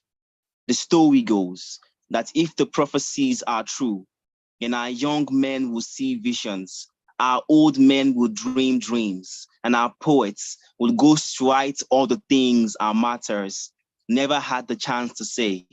And so here, the unfinished speech of Malcolm X. All men will stand before Allah one day and give account of their lives. Humanity in one endless procession marching towards the big white throne. I believe Allah will judge the Black people first. Haven't we always been like ribbons, cut short at the unveiling, rams slaughtered in place of Ismail? White history has taught us that being Black is already a rehearsal for Judgment Day, because our lives have always been on the line. More of our people have been hung from trees like your Jesus, beheaded like Yahya, thrown to the ocean like Yunus, thrown to the fire like Ibrahim. How many more surahs do you need as proof that we too have died according to the word of God? 400 years in Babylon, and we still have prisons for brain cells. Black consciousness is still serving time in here. They have made the marathon of our existence, chased us until escape became a dance move. And even today, Black man still does the running man. If only he knew that there is no finish line to this Black race. They have broken our necks preaching we turn the other cheek, spent millions against deforestation, but the axe keep cutting down the family tree. I know nothing about walking on water, but I have walked on streets and seen Black neighborhoods trying to stay afloat. I too have gazed at the crescent moon and wondered what happened to the vanishing half. Black democracy has Africa on her knees, begging for loans from the same countries that stole her wealth. But I know this, that there is no American version to a Black hate crime, no Nigerian way to bleed from a police baton. A speeding bullet travels just as fast regardless of who is standing behind the gun. A politician's broken promise does as much damage in a West African community as the slums of Harlem. Brothers and sisters, when we fall asleep, don't we snore in the same language? An injustice against one is an injustice against all, so by any means necessary, do not settle for the dying kiss of your race. Take hold of a limp body and give mouth-to-mouth resuscitation till you feel a pulse, because the medics will not get here in time. Black man, you are God with amnesia. Remember who you are. I think too, that if you tell stories bigger than you, the world will expand to contain your voice. I am certain, and there is power in the tongue, but even more certain, and there is power in the speech. For every time we say nothing is a moment of silence for all the lives that will be lost from our inactions. Write books, stage protests, make art, make poetry, and when you perform them, Do it. Like there is a gunman in the audience waiting to take your life when you are done.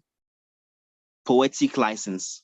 On the 21st of February, 1965, El Haj Malik El Shabazz, also known as Malcolm X, also known as Malcolm Little, also known as Homeboy, took his final breath. Time of death, 3:30 p.m. His wristwatch was still ticking. Poem.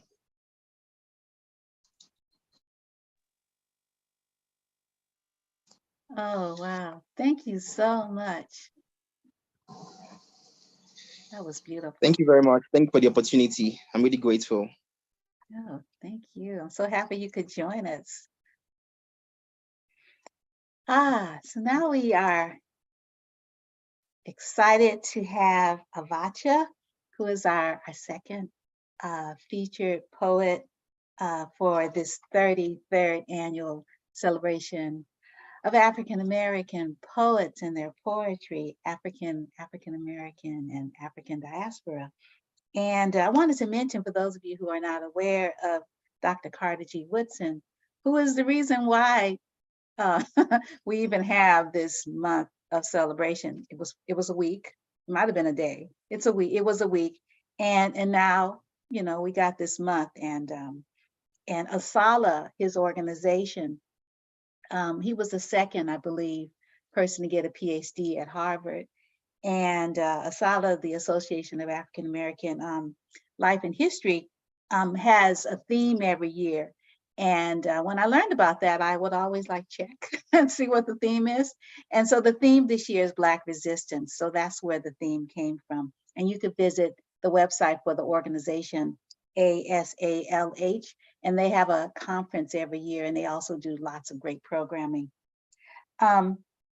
Avotcja is a dear friend, and if you talk about foundations, she is one of the rocks of African diaspora culture in this particular area where we live, even though she was born in New York, so we could say she's national, and we're so happy that she lives here in the San Francisco Bay Area, East Bay in particular. She is a poet, playwright, multi-percussionist, photographer, teacher. She has radio shows. She's on KPFA and KPOO. She's been published in English and Spanish in the USA, Mexico, and Europe, and in more anthologies than she remembers. She's an award-winning poet and multi-instrumentalist who's open for so many people, and I'm reading from her website. Betty Carter in New York City, Peru's Susana Baca at San Francisco's Encuentro Popular, and Cuba's Gemma E. Paval, played with Rasan Roland Kirk, Bobby and Luis Cespedes, John Handy, Sonita, Afro-Latina Dimensions, Dance Theater, Black Poets with Attitudes, which I was, blessed to be a member of.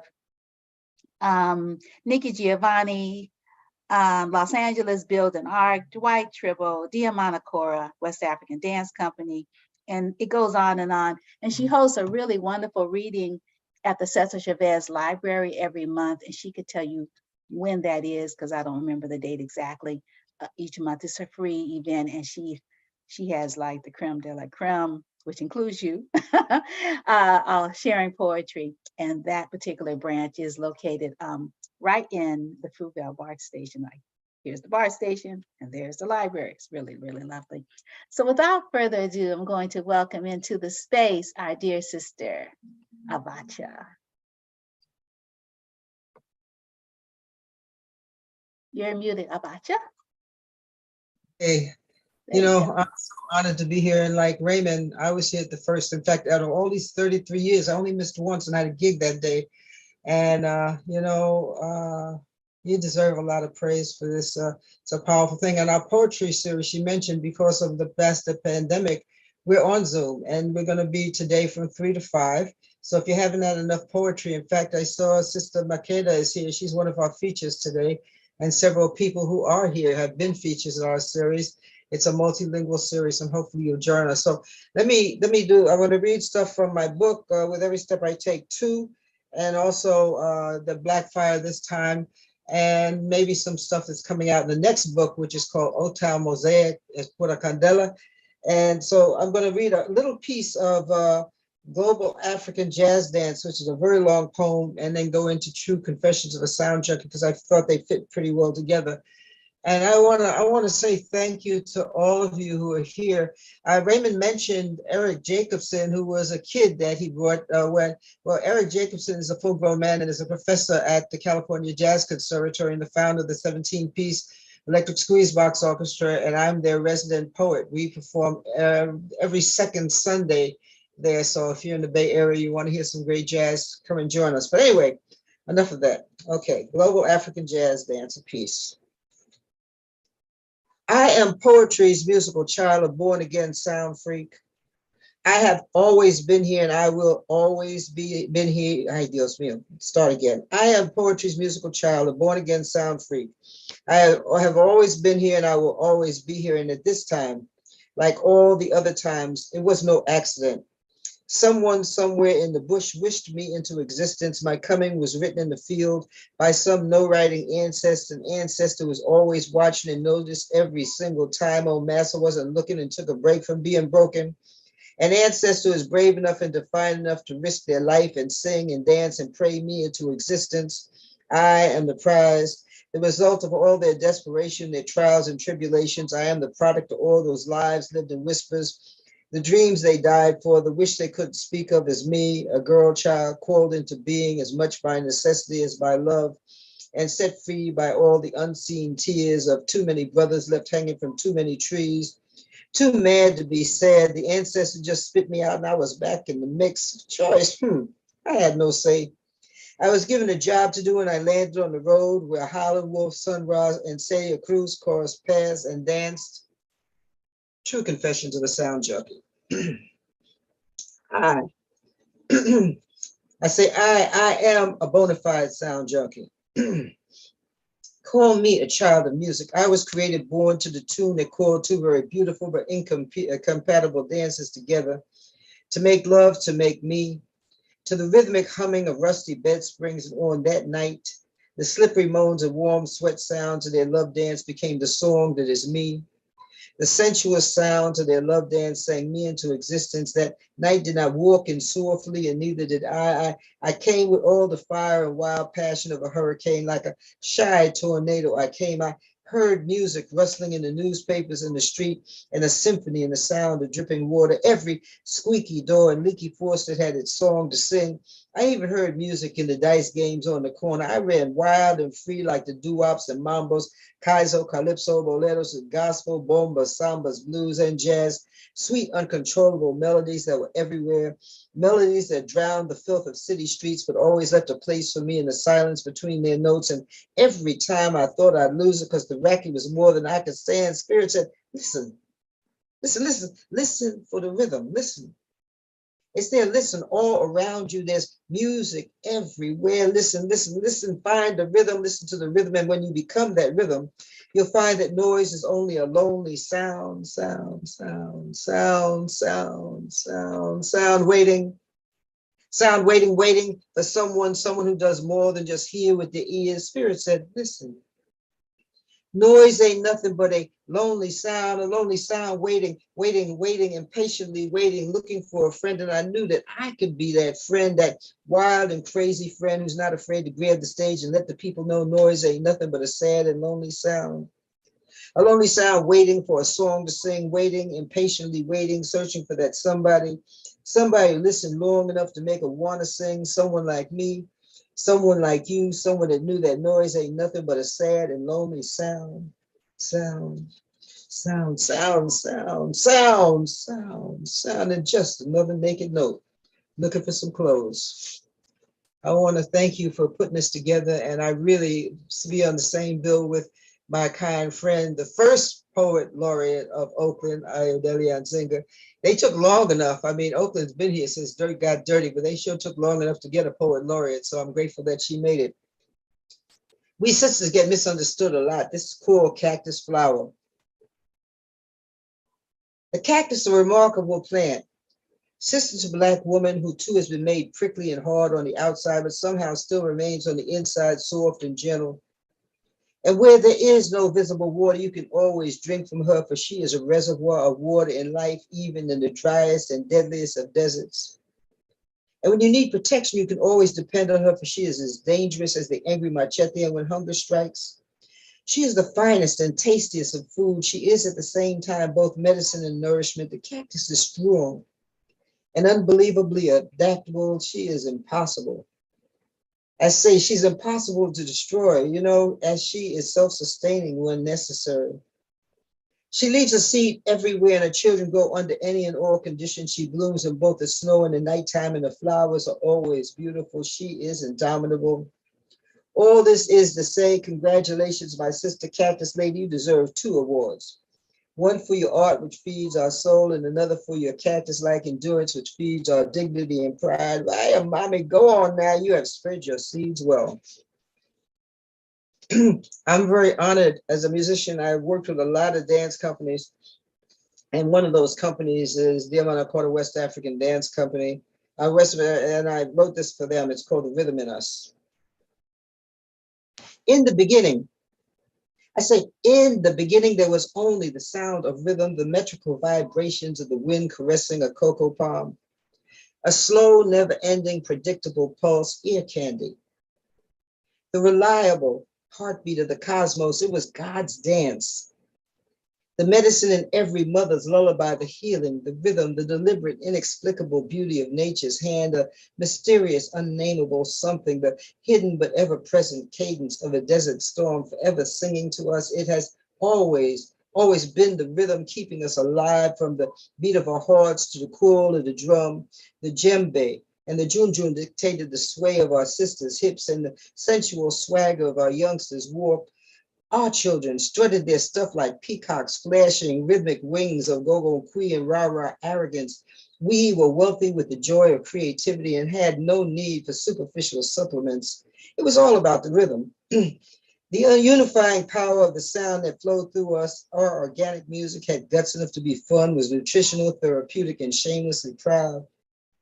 In the beginning, before the concrete clogged our ears, before the foul scent of plastic suffocated the perfume of flowers, even the insects in the trees sang to us. And all the rhythms of the universe called us by name way back before hungry city lights gobbled up the stars. We moved with the grace of masters on the balafon, kept time in 100 different languages, had our egos put in check by the berimbau, batatromas, and the agogo.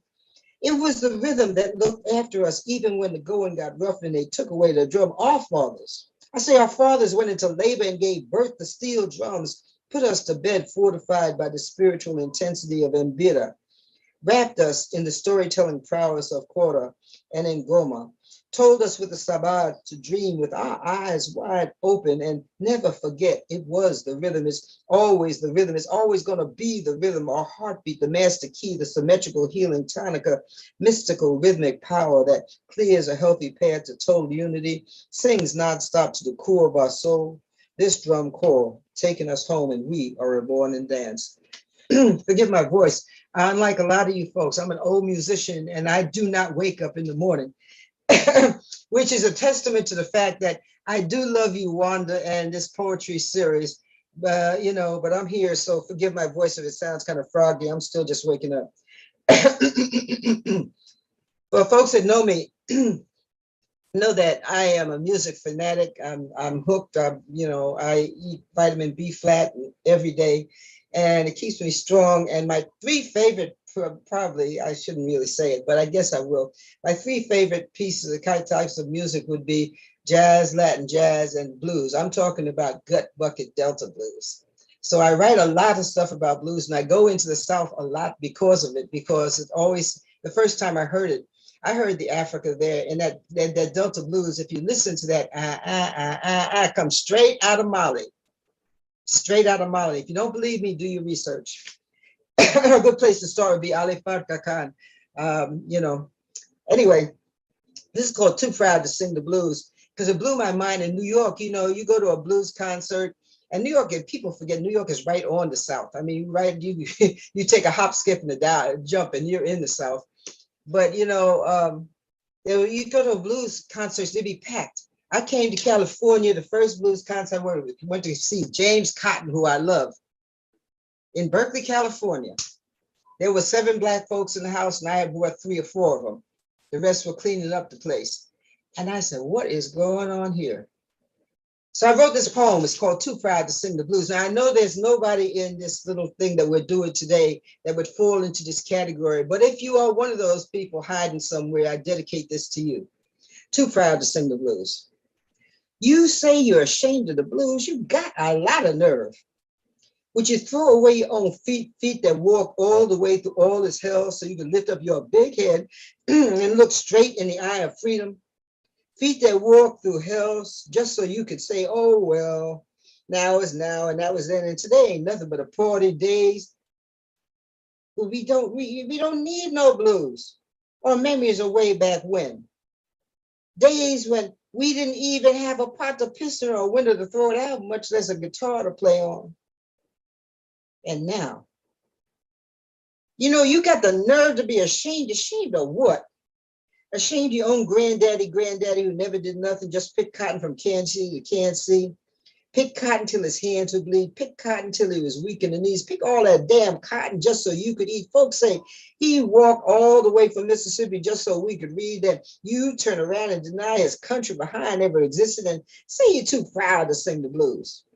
And now you say you're too well educated to sing the blues. Too ashamed to admit your grandma couldn't read, only good enough to breed, wasn't nothing but a roots doctor. Never went to school, never had the time, just another cotton picker. Some kind of juju doctor who talked to the trees, so old-timey she could sing for rain and knew the name of every root and plant and flower in the state of Arkansas, but she wasn't nobody. Just somebody who was strong enough to make you free enough to be fool enough to be nobody. And now, you have the nerve to say you're too proud to sing the blues, but from where I'm sitting, I say it looks like you haven't paid enough and still don't have a clue. And in spite of all that education, you're still just one more unworthy, ignorant fool, ashamed of all the dues it took to sing the blues. And let me see what I'm doing here on time. Ay Dios. Okay, good. For folks, you know, you get all the talk about the South and the lynchings and all of us crazy stuff we're going through, whether it's in the South or what. Nobody ever talks about California and the lynchings and what have you. So this is a poem I wrote for Russell City, which was a place that existed maybe 30 miles from where I'm sitting right now. And it was our Mississippi, goddamn, believe me. Unfortunately, you know, you don't hear about it for obvious reasons, because it was one of the few places in the whole country where folks actually got along and built it from ground up. Everything in it was built by the people who lived there, because the city and the country did not decide to help them do anything. So anyway, this is dedicated to them. And it's called Russell City, a place we can't let time erase. And I'm very grateful to the West Coast Blues Society who commissioned me to write it. Russell City was unique, a world unto itself, unforgettable, irreplaceable, a curse and a blessing all wrapped up in one. It was home to a Danish settler who gave refuge to Black folks running from the racist strangulation of the deep American South. It was home to freedom-seeking Portuguese, Mexicans, Puerto Ricans, and Filipinos, all looking for a better day, a different way. Russell City was poor, unincorporated, and had no support from the county or state, but for the folks that lived here, it was a country paradise hidden in plain sight where everybody looked after each other and took care of what needed to be taken care of, because all they had was each other. Russell City was also a blues haven. I mean, you hadn't paid your dues till you played your blues on the stage at the Russell City Country Club, and they came from everywhere just to experience the magic.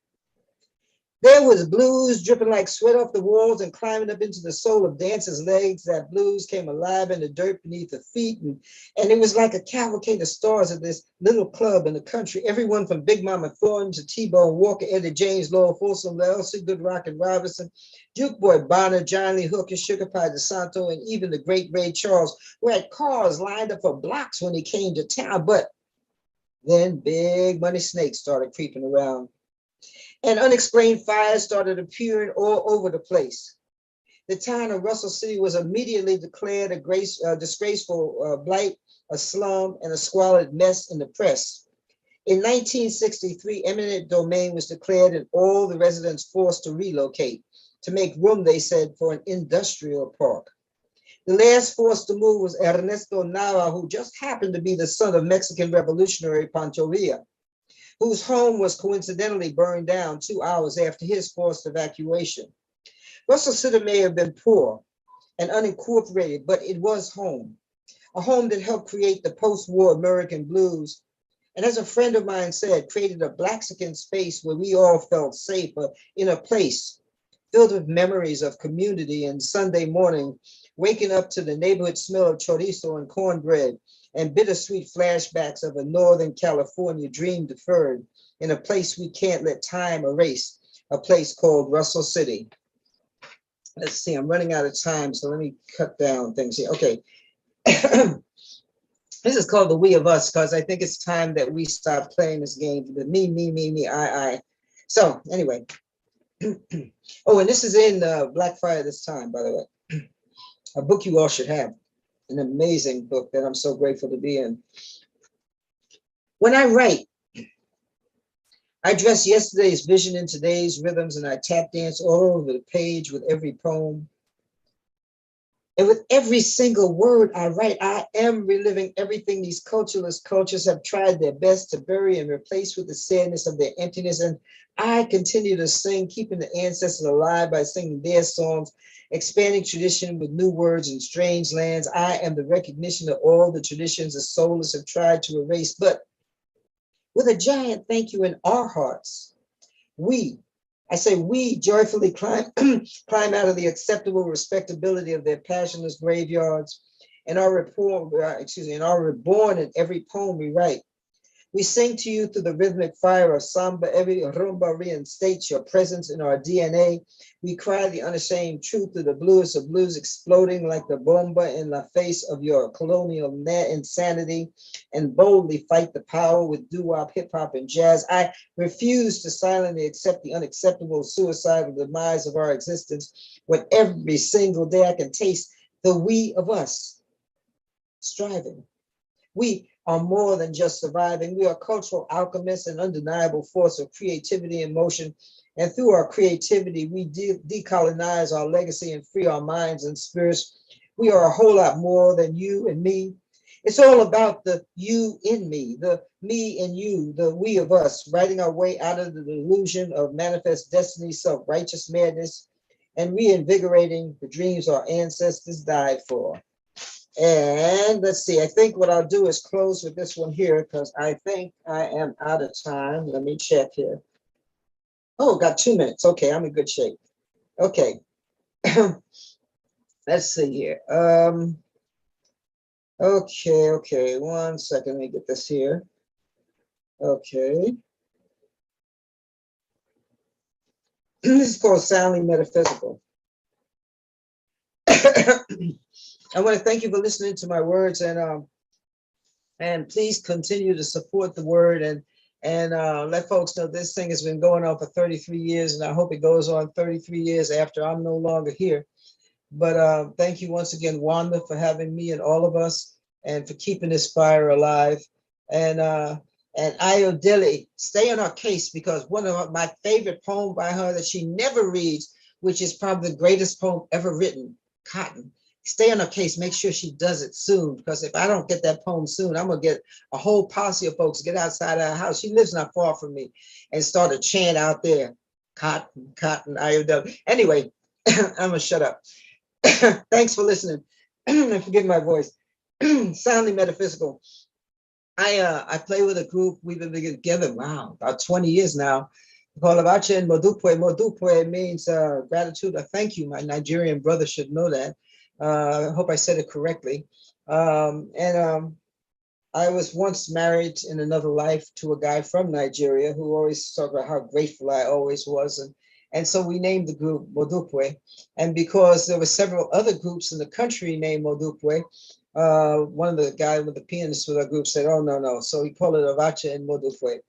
But everybody in the group is absolutely awesome. We had an ongoing gig at a place down in the marina, and we finished a set, and this kid with his pants hanging down to his kneecap and mouthful of gold comes up after the set. He said, oh, sister, I know what that stuff you guys are just playing. You know what some good dope is. You know, the stereotype, all artists, all musicians are dope fiends and drunks. Well, I've been cleaning sober now 52 years. I get high on B flat and music and you. I don't need no help to be crazy. I can do that all by myself.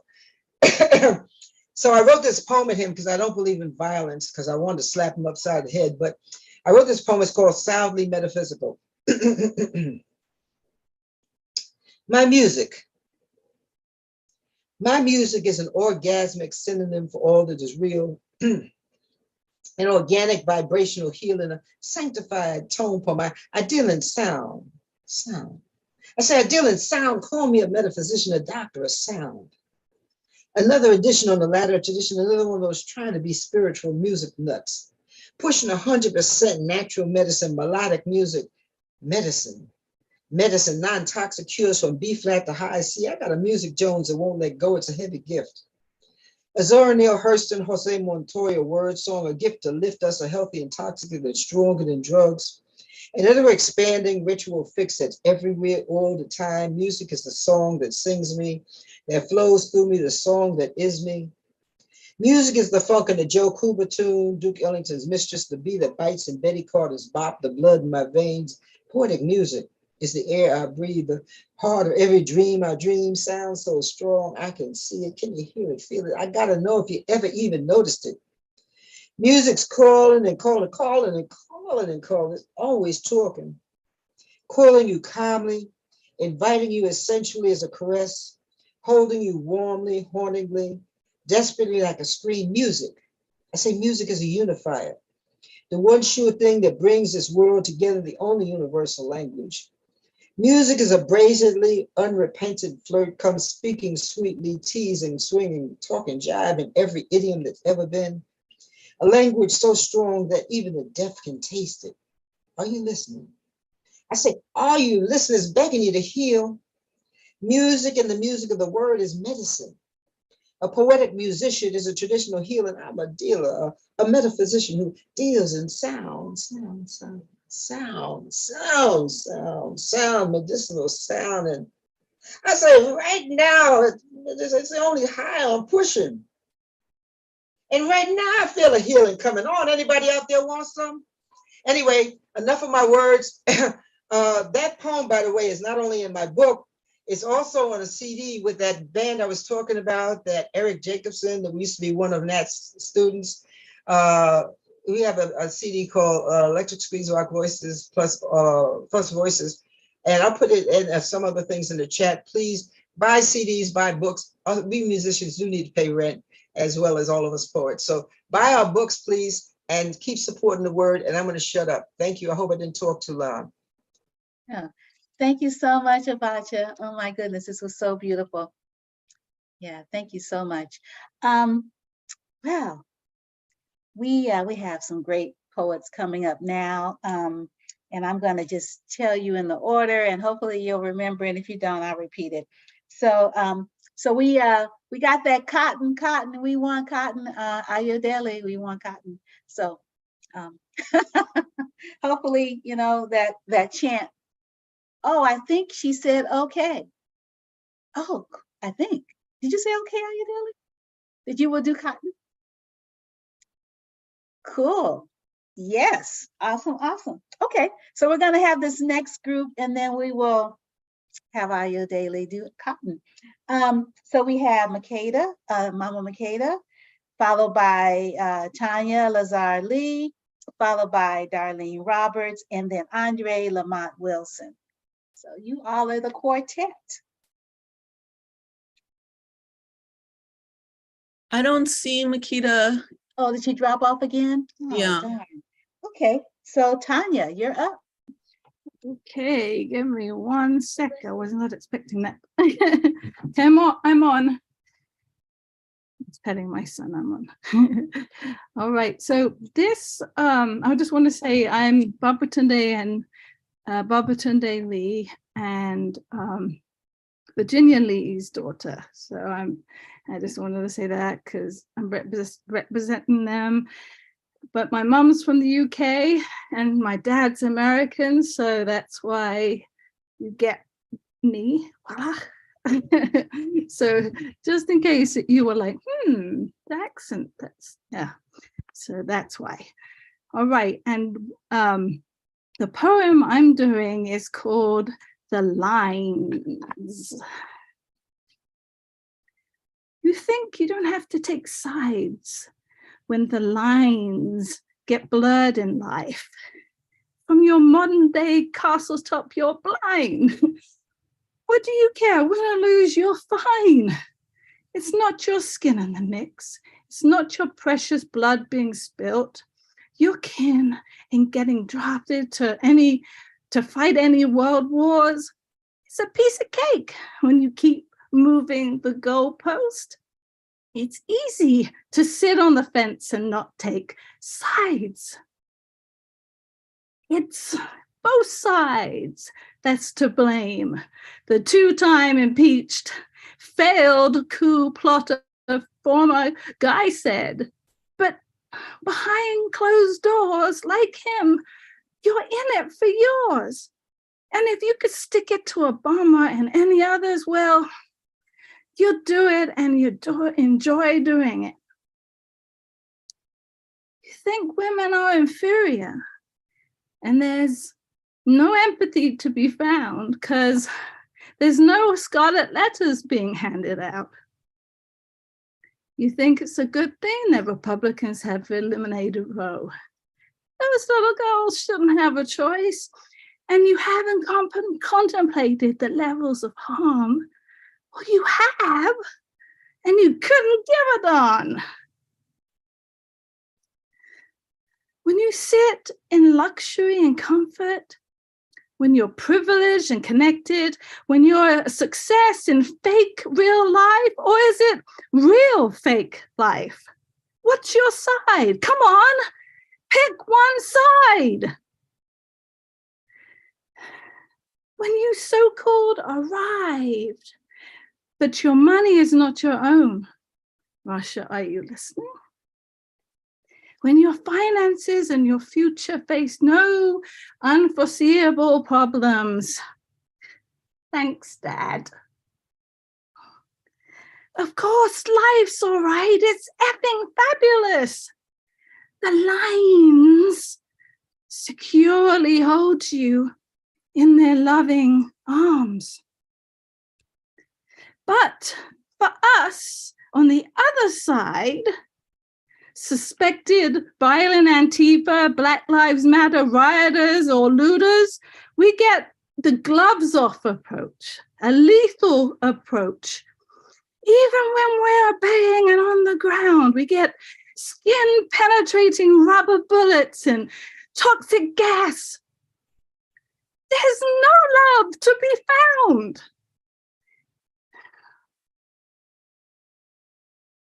And when we have a crisis of our own, or we get put offside, when the lines get crossed in real life, and when we cross those lines, we get buried figuratively or literally, or we get sidelined permanently.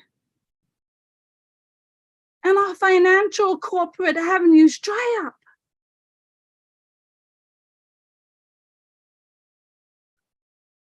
What you thought was a fact somehow has become a lie. Truth has become fiction instead.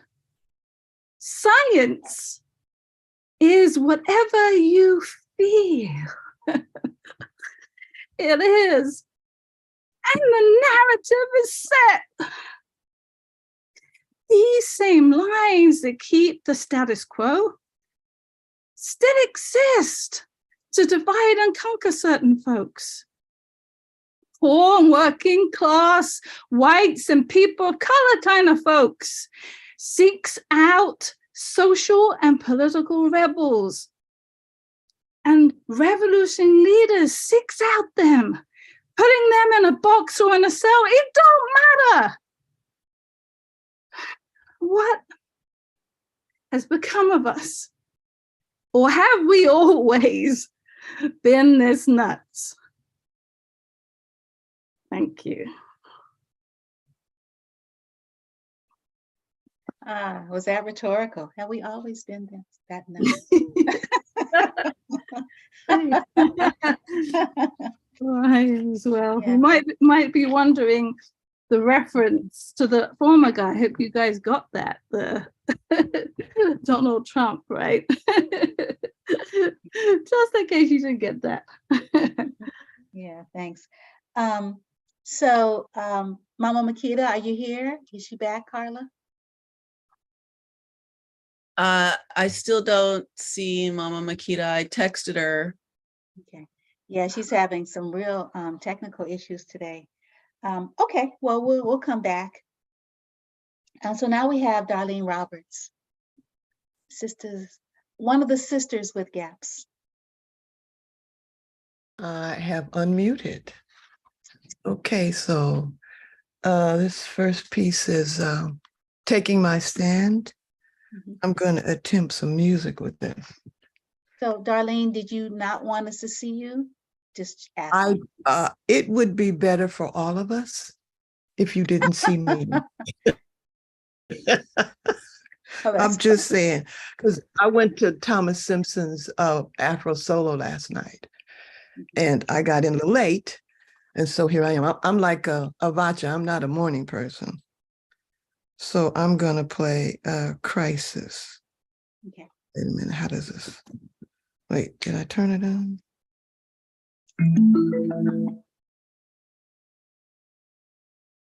Uh-oh.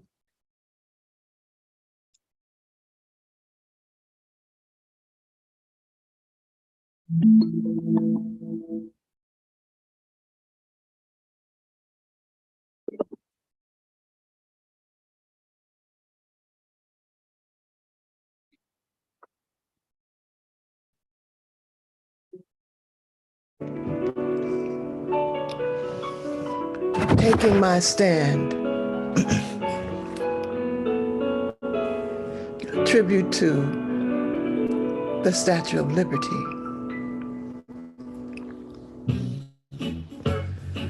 Up on Ellis Island, I take my stand. A woman with a torch held high in my hand. Thick, kinky braids in my hair, flowing with the wind of freedom in the air. My black face reveals the tracks of my tears, headaches, heartaches, fears, kidnapped from my country in chains, remains my burden to bear. 400 years of continuous nightmares. America's cotton economy built upon me, carried it like a yoke, never giving up hope. Sun up till sundown daily. They called me lazy. Strange fruit was what they paid me. Lost my family, my name, my ancestry, robbed of my dignity, my humanity. But we believed Lincoln's Emancipation Proclamation set us free. I was a gift to Black slaves who fought for this country to commemorate their bravery in the Civil War. For we thought we was free. We kind of expected democracy. An artistic French abolitionist made me into a colossal monument, a masterpiece, a work of art. From his heart to America, he sent me the original Statue of Liberty. But America didn't want me. They wanted me to be invisible. So I was rejected. A new monument was erected, a reflection of their America. They wanted to hide images of Black slaves from their eyes. But now, today, America has taken notice. Still I rise. I was the first God's salt of the earth. I am the original Statue of Liberty. So now I walk on water with kings, Rodney, Martin Luther, and the King of Kings. So I am free to take my stand and be established on God's command. I am fearfully and wonderfully made, and I shall not be moved.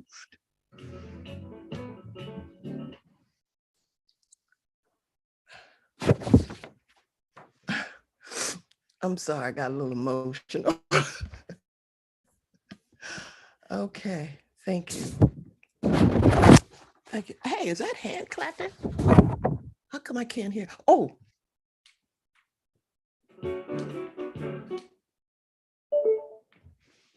Now, can you hear me? Wait a minute. Yeah, Can you hear me? We could hear you the whole time. What did I do? Am I muted? No, we can hear you. We've never not been able to hear you. You've been audible the whole time. Good Lord. Okay, well, technology is not my. Okay, so now I'm going to find you. So this one is going to be Bonnie James. Hold on, Bonnie James. Search. Hold on tight. Okay, sorry. I'm still crying. So emotional. Hold on tight. This is Who Am I? Hold on tight. Keep.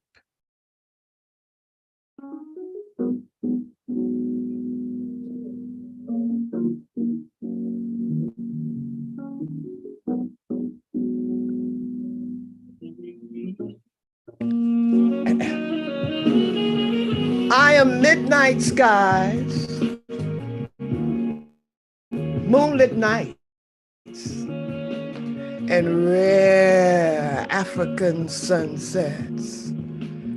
My eyes are full harvest moons, and my smile is warm as the noonday sun. But when I cry, my tears turn to rain to soothe away the pain in your storm.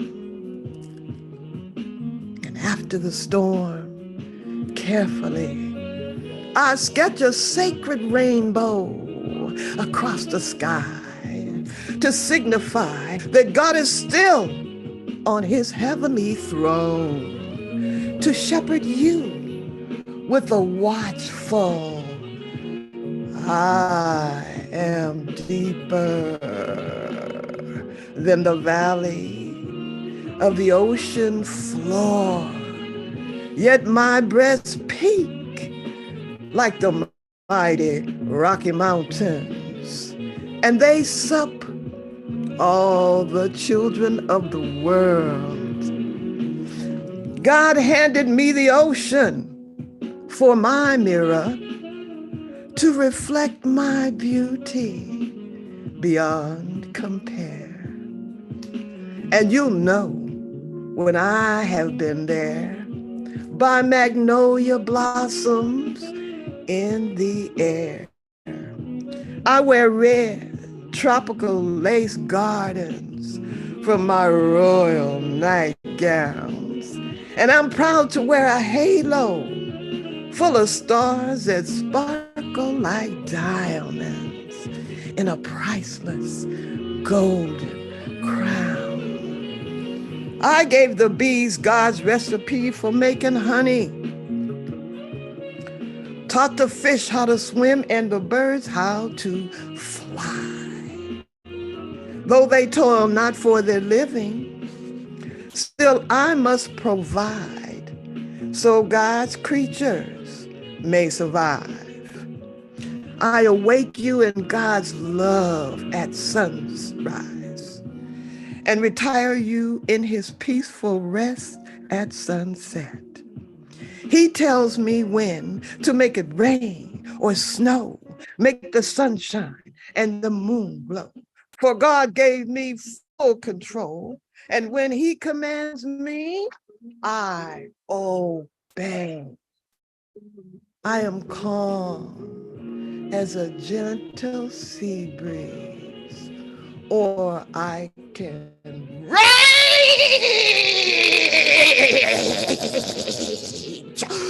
like a stormy sea. My temper can be fragile, so ecology is what I need to save me from your greed.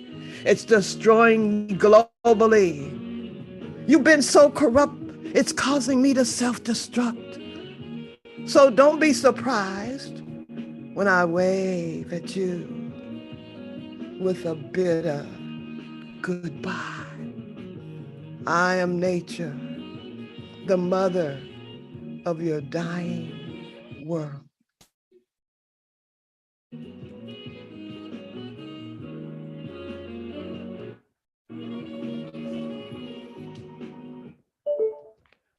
Sorry if I scared you guys. Did I scare you? No, Okay, good. thank you, Darlene. Mama Makeda, I think I saw you. Are you still with us? Yes, I am. Okay, would you like to share now? I would. Excellent. Thank you. I had some little technical problems. No And this- worries. I'm glad you kept on coming back, kept on coming am back. am I sharing two or one? Well, you know the role, 5 minutes or. Okay, cool. Okay, Black resistance. Black resistance. I decided that Black resistance for me right now is about love.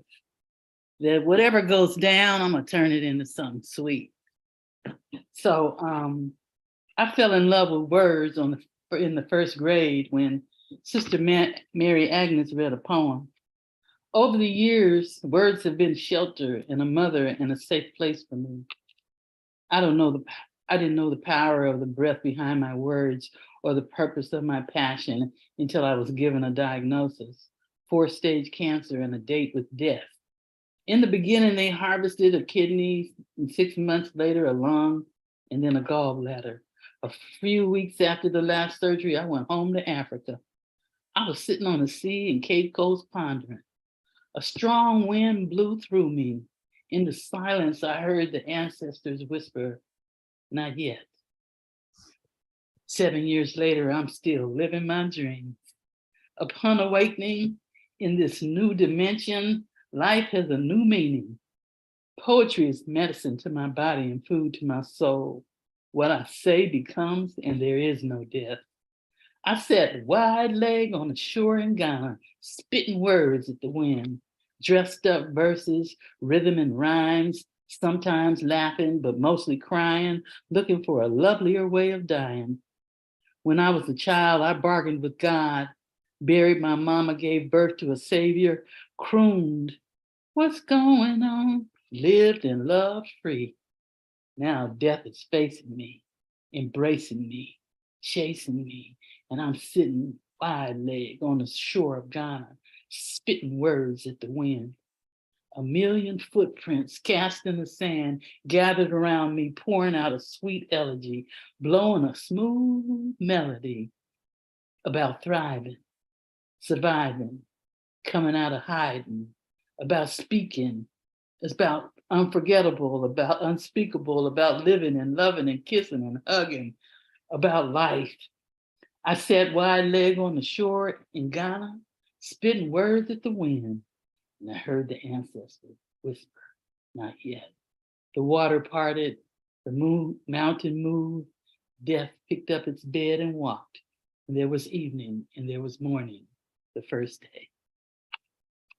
That's one. And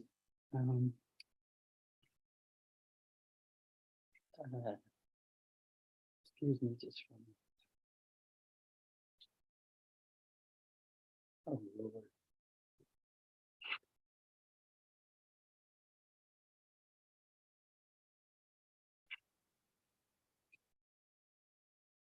This one is well, I don't have to talk about it, I'm just reading.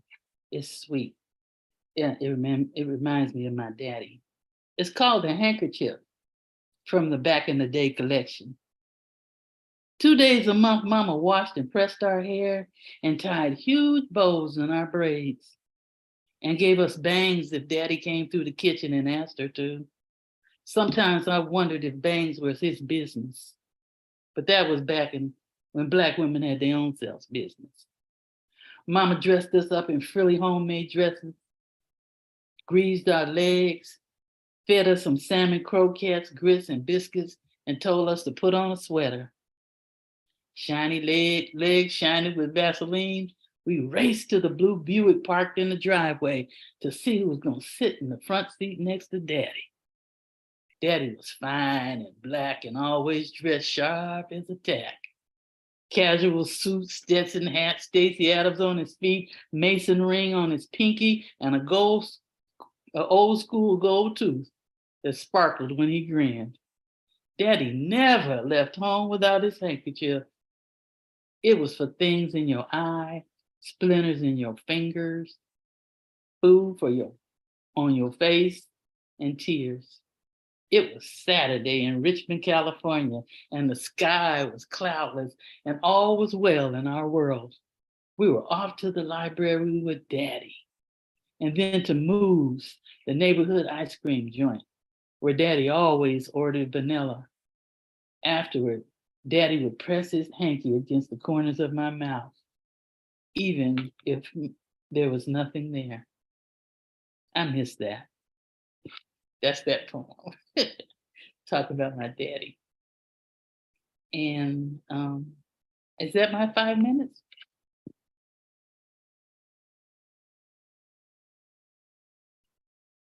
I guess not.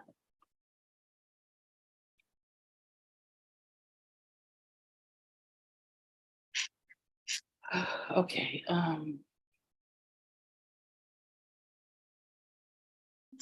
I said, yeah, I think so. Okay.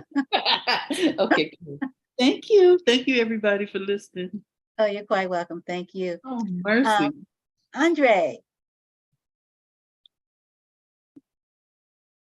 Another veteran. Hello there. Hey. You hear me? Very well. Great. It's been a wonderful morning. So let me get started here.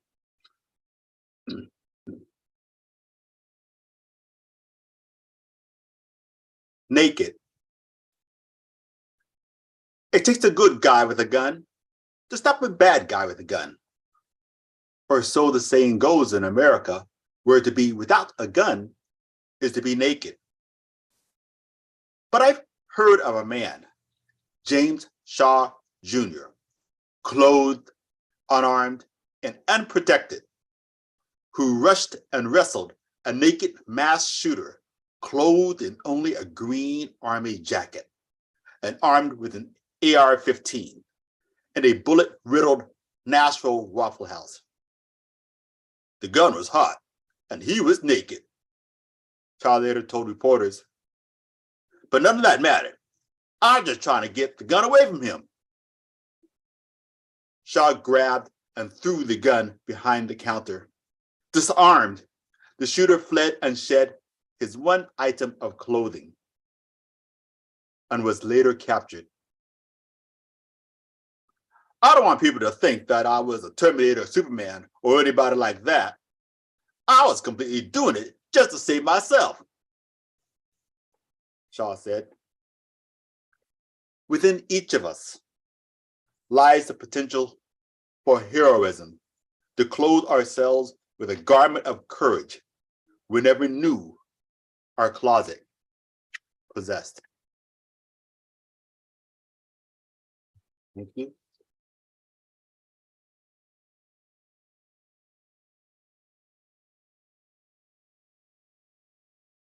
Brother. The Brother from Another Planet was not just a low-budget sci-fi film from the 80s. It's how you black barbers treated me when I sat my faggy ass in your shop on MacArthur in Oakland. I'm a brother from another planet, because you don't see me as a brother, but as tutti frutti, good booty, little Richard. I like 3-toed feet to give me away, but you read me when I walked through your door. I'm a bro from another planet. I'm sitting here waiting for service, like Audrey 2 in the Little Shop of Horrors, and you're standing there with your razor, fearing I would infect it with AIDS. I'm a bruh from another pandemic. I waited an hour while you invited customers who came after me to sit in your barber chair. I got the hint and left, wishing I had bled acid through your floor like the alien you know I am.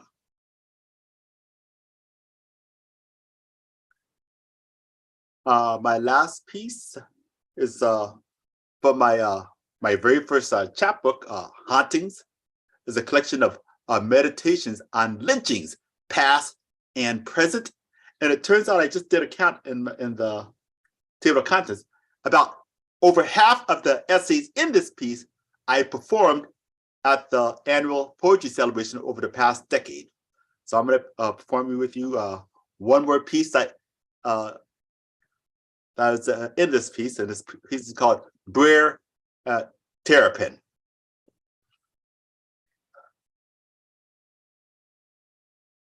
My mother left Texas and its lynching trees after graduating from high school in 1954.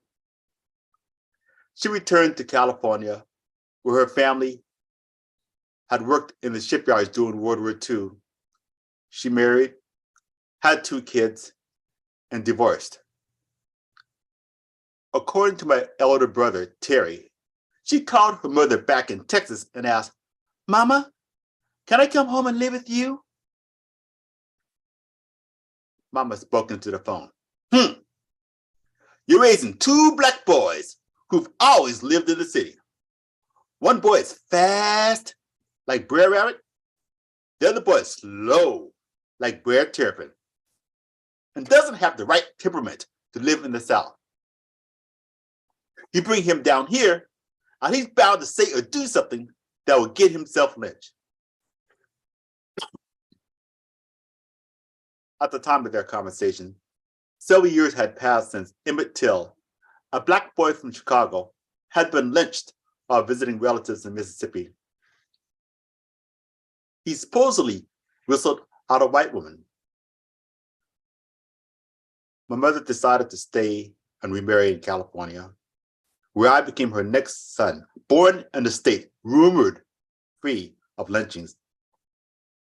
However, with each killing of an unarmed African American, I feel a growing awareness. What happened to Blacks in the Jim Crow South could happen to me today, anywhere in America. Whenever I walk in an Oakland suburb and see a barren tree overlooking the marsh, I imagine myself hanging from it and hurry home before dark. Thank you. That's it. I still Thank got to you. get you a copy there. Oh, no worries. Thank you Okay. so much, Andre, for your continued support of the program. We really appreciate having you come every year. You always bring it. I love the Yes, sir. theater part of I've been it too. coming since Yeah. 2013, Yeah. 10 years now. Yeah, it's awesome. Thank Looking for you. 10 more and more. Thank you. So our other poets in the order that you are in the program are Damu, Sudi Ali, and Carla, who is going to let me do the controls while she's sharing. And we've got Janae Markham and Garrett Murphy. So come on up. Adrian is here as well. Adrian, Yeah, I know, Adrian. We have to go the other, we have to continue, and I know you're here. I've got to put you in when I finish with the featured program because they've been waiting a long time.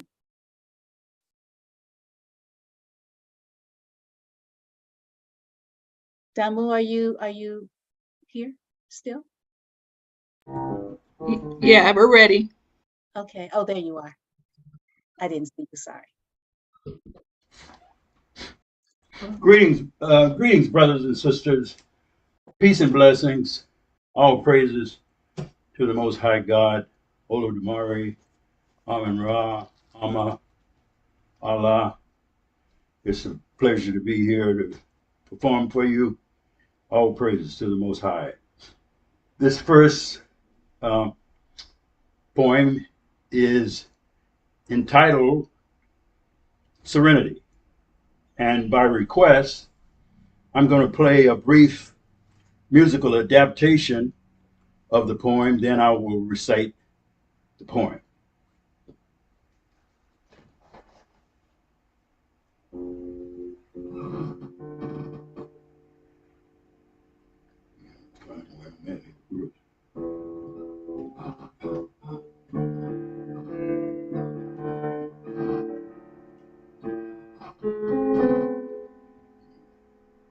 I better find where I'm at here. Hold on.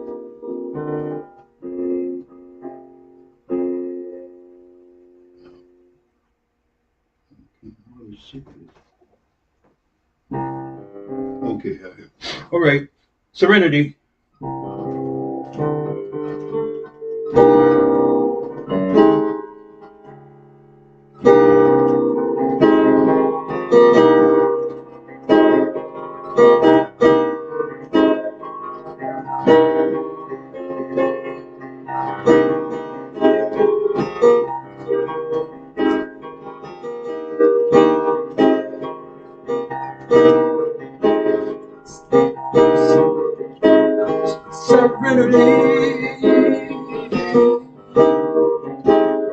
My destiny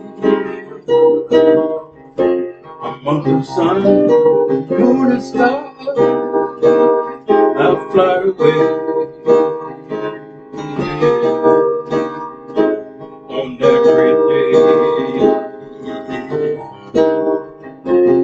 Don't cry for me. My soul will be free. We'll meet again. It's not the end. Serenity.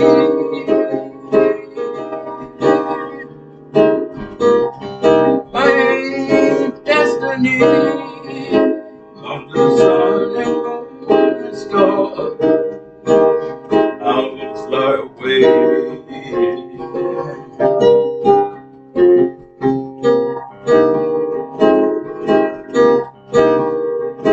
Oh, agony. Sometimes through ecstasy, bound up in this black body God made specially for me. 400 years, blood, sweat, and tears.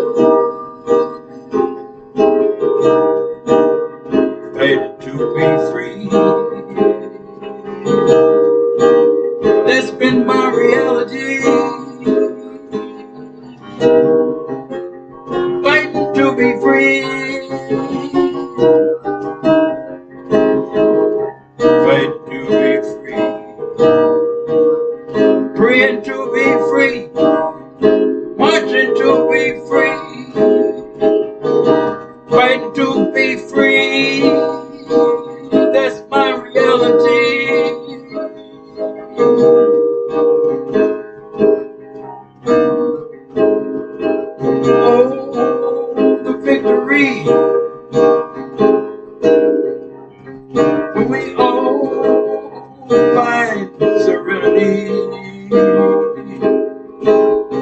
All the joy and peace and love we feel within our hearts extend to all humanity. Then truth will light the way, and love will save the day. When all men are free, all men are free, 'cause that's the way God meant this world to be. Serenity, my destiny. Serenity.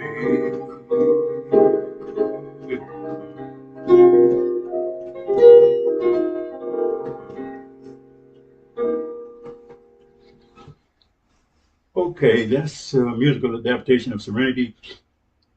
Serenity was written in 2018. I wrote it in 2018 as consolation for a woman I was very much in love with. We were in a relationship from 2016 to 2019 when she passed away from cancer. I wrote Serenity as consolation to her because I had been diagnosed with cancer in 2014, and she was grieving about the fact that she thought I would pass soon because the doctors had predicted that I would be dead by 2016. Of course, this was 2016, 2017 when we began our relationship, so everybody was expecting, well, the doctors were expecting me to die. So I wrote this poem, Serenity, as consolation for Beverly. May she rest in peace. Serenity. Serenity, my destiny. Among the sun and moon and stars, I'll fly away. On that great day, don't cry for me. My soul will be free. We'll meet again. It's not the end. Oh, the agony. Sometimes pure ecstasy, bound up in this black body God made specially for me. 400 years, blood, sweat, tears, fighting to be free. That's been my reality. Marching to be free, praying to be free, mourning to be free, fighting to be free. That's my reality. But when my time is over on the battlefield of life, I'll fly away to glory to contemplate the toil and strife. Look back down on my still great people, pressing on and fighting still till God gives us the victory. I know my God will. Oh, that victory. When all God's children find serenity and all the joy and peace and love we feel within our hearts extend to all humanity, then truth will light the way and love will save the day. When all God's children are free, because that's the way God meant the world to be. Ashe, Ashe, Ashe, oh. The second poem is also a poem that was originally lyrics to a song that I recorded with a group called Umoja in 1996, which was co-founded by my dear friend and brother, Kamal Say 2, may he rest in peace. We recorded a album called Blessings, and these were the lyrics to the title song, which I wrote. Blessings. The blessings of our fathers from the motherland shall set our people free. Praise God, Olodumare, let it be. All hail the rising sun when victory is won. For the light of truth we pray, to guide and lead the way. O people of the sun, unite and be as one. Fight for righteousness and peace till death. You cannot cease to hail the rising sun till victory is won. For the light of truth we pray, to guide and lead the way. The message from the Nile, the visions of a child, the pyramids, they hold our story yet untold. All hail the rising sun when victory is won. For the light of truth we pray, to guide and lead the way. Ashe, Ashe, Ashe-o. Thank you, brothers and sisters. Thank you, Wanda. God bless everyone. Peace. Oh, thank you so much, Tamu. That was beautiful. And thank you, Maisha. Okay. So moving right along, Carla, you're up, and then Janae, and then Garrett. Thanks, Wanda. You're welcome. Yeah, I'm so happy to be here. This feels like family.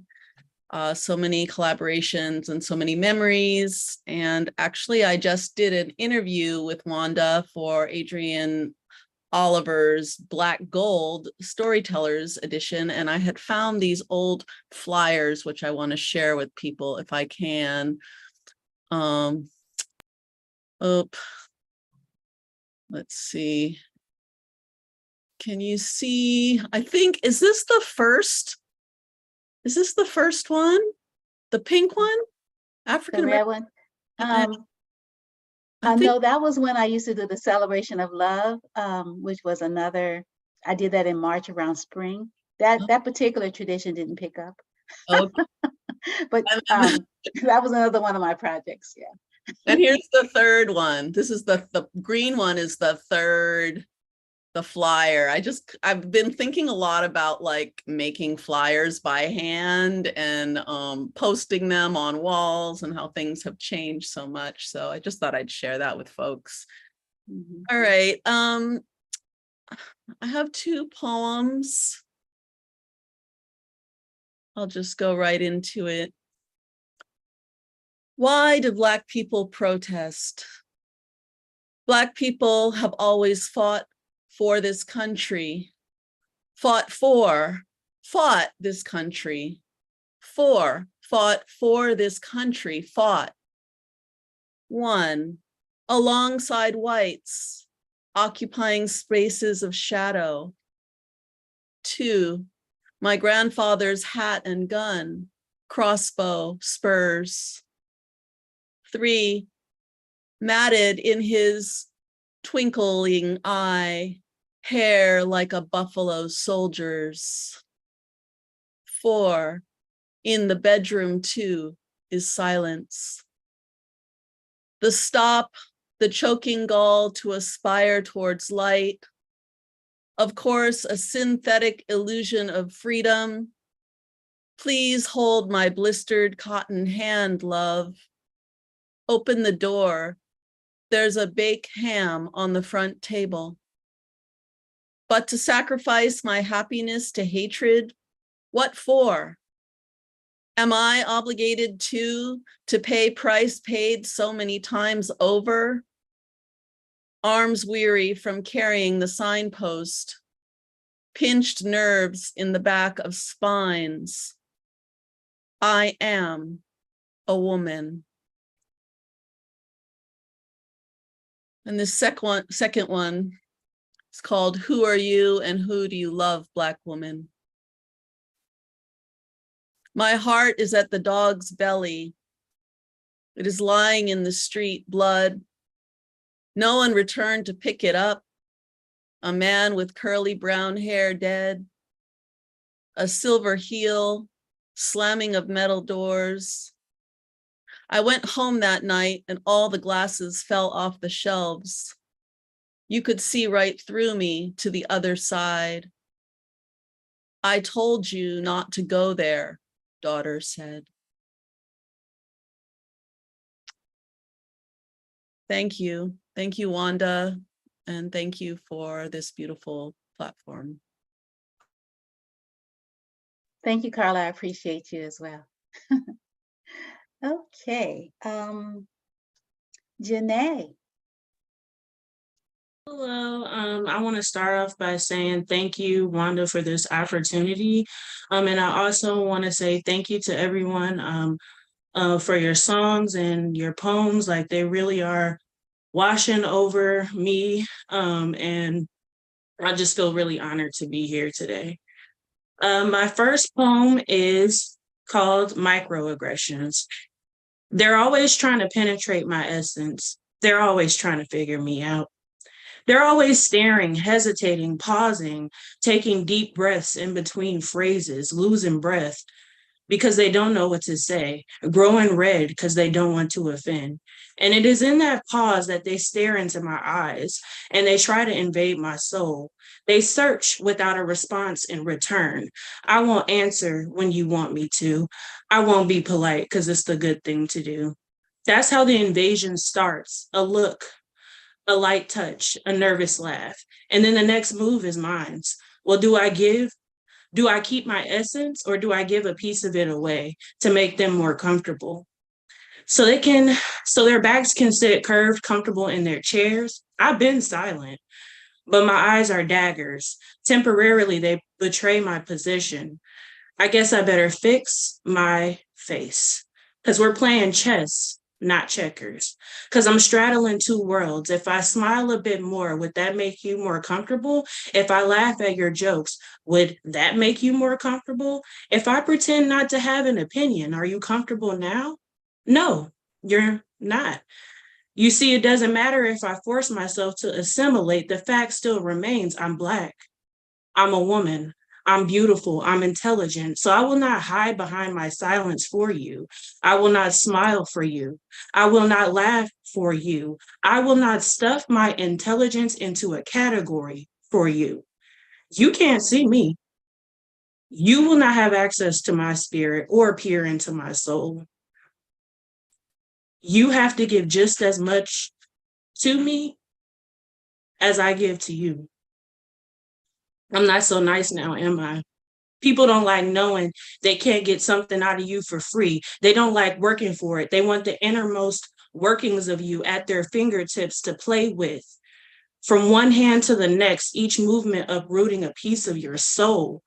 You can't have me. I won't surrender to your suggestions, your hesitation, your unease of my existence. I'm real, I'm here, and you can't penetrate my essence. My second poem is called An Ode to Black and Brown.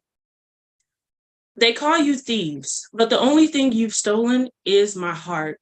Out of my womb, the future lies. We have to exist to resist. They call you criminals, but you're the ones who's robbed of your innocence because you can't walk around with your hands in your pockets. Robbed of your smiles, you're the world's scapegoat. You are made not to feel, for feeling is the difference between life and death. You are brave, escaping the green of the fields, traveling through the jungle of the city over needles and used condoms in the street. Your feet walk over oil stains and the stress of the streets, broken cars left behind just to arrive at a higher level of consciousness. Don't give up. Don't break. You might be glass, but you are shaped in the fire. You are a rose pressing through the concrete of oppression. You are powerful. And that's why the status quo wants to break you. Out of your loins, whole nations have risen, resisting colonization and enslavement of the mind. You are born of Black and brown and mixed rainbows. In a world full of destruction, you are the crust of the earth, furthest from the heat, yet the first to be walked on. They travel miles on your back, but your smile, your courage, your will to succeed, the change in the tone of your voice, the style of your clothes as a means to survive, you thrive, heavily alive. Stay woke. They want to rob you of your beauty, like the pollution of every treaty. They want to extract your creativity, make you extinct, but you're not ancient. You are alive and well. Your impression and your glance is an eternal prayer. My last poem is called Unity. The eternal dance of all cultures choreograph rhythmic motions that mock the natural world. There is unity in diversity, different narratives, lives, perspectives, respected. Unity is not merely to survive with weakened bonds and neglected with gossip disrespected. Unity means to thrive with passion, collaboration, no dictation in our foundation, to act as one body made up of many parts with open hearts, working together from the start like the left atrium of a heart. We are pulsing veins. We work together with systematic circulation. We are far above rubies. We work willingly with our hands. We plant seeds of kindness and stare at stars of hope. We share in joys and trials and open our minds to wisdom. We are dressed in royalty. Thank you. Thank you so much, Janae. That was beautiful. So interesting, Garrett, when you at rehearsal, you told me you had to leave by 1, and it's 1:01. I'm like, oh my gosh. So I'm really apologize because I thought we'd be finished a long time before now. Actually, that was for Wednesday, not that was for Wednesday, not today. Oh, super, super, excellent. Okay. And then after Garrett, Adrian, we'll have you pour your libations with your poetry. Okay. This first piece is called Juneteenth Present from Washington. This just came in from Washington, a package skip, and look what it says on the wrapping. Happy Juneteenth. Newest federal holiday, 156 years in the making. Unanimously passed by the U.S. Senate. What a miracle that is. And the Juneteenth flag speckled all over. Come on, let's open this gift up and unwrap this thing quite gingerly. But wait, what is this? No For the People Act, no John Lewis Voting Rights Act, no reparations, no critical race theory, not even a declaration of Juneteenth as a national holiday. Just one empty box and not even an order of apology. Next piece is No Racist, place Black History Month in February. You probably heard of this modern day myth. They went and put Black History Month in February, the shortest month of the year. Yes, you heard it right, a myth, that's all it is. There's a lot of things can be placed on a racist and with all kinds of credibility to boot, but this isn't one of them. For you see, the person responsible for the month of Black History Celebrate was a Black man, Dr. Carter G. Woodson. Woodson was a historian who, seeking a means to ensure that the history of Black folk would not be lost, established a week of celebration called Negro History Week. But why, you ask, or more likely, well, if this Woodson guy was so concerned about Black pride and sense of history, did he pick little February, the shortest month of the year? February was a month in which Dr. Woodson's foremost heroes, Frederick Douglass and Abraham Lincoln, whose importance to Black history were both without question, were born. And of course, Negro History Week became Black History Week, became Black History Month. And given the immense impact of Dr. Woodson's creation, what on earth would make anyone believe that some silly racist could invent and plan a Black History Month? A racist didn't put Black History Month in February. A racist couldn't put Black History Month in February or do much of anything bordering on the worthwhile. So don't give any racist so much of a credit. Black history is just too big in importance and magnitude for some racists to carry so much as a fraction, much less place. And besides, Haven't you heard of the adage about big things coming in small packages?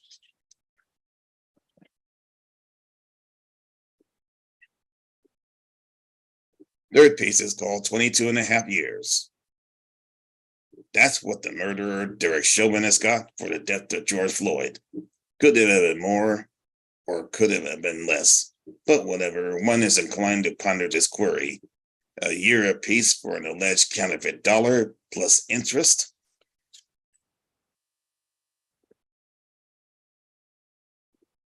Yeah, that's why I have set up for today. So that's pretty much it for me. But I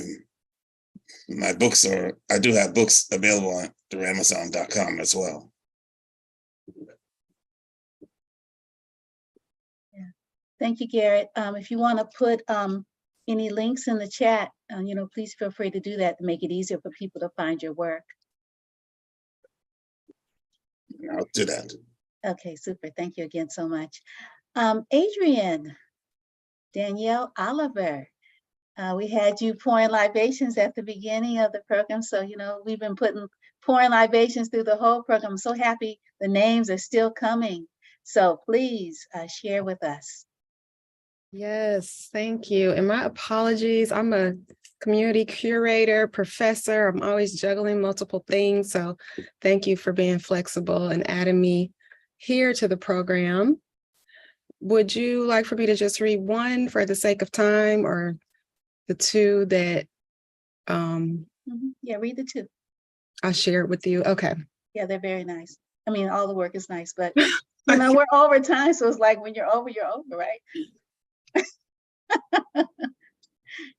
And so this one, the first one, kind of parallels what Janae read. So it's actually perfect that I read after her. It's about microaggressions for Mama Marie, in honor of Marie Evans, who published I Am a Black Woman in 1970.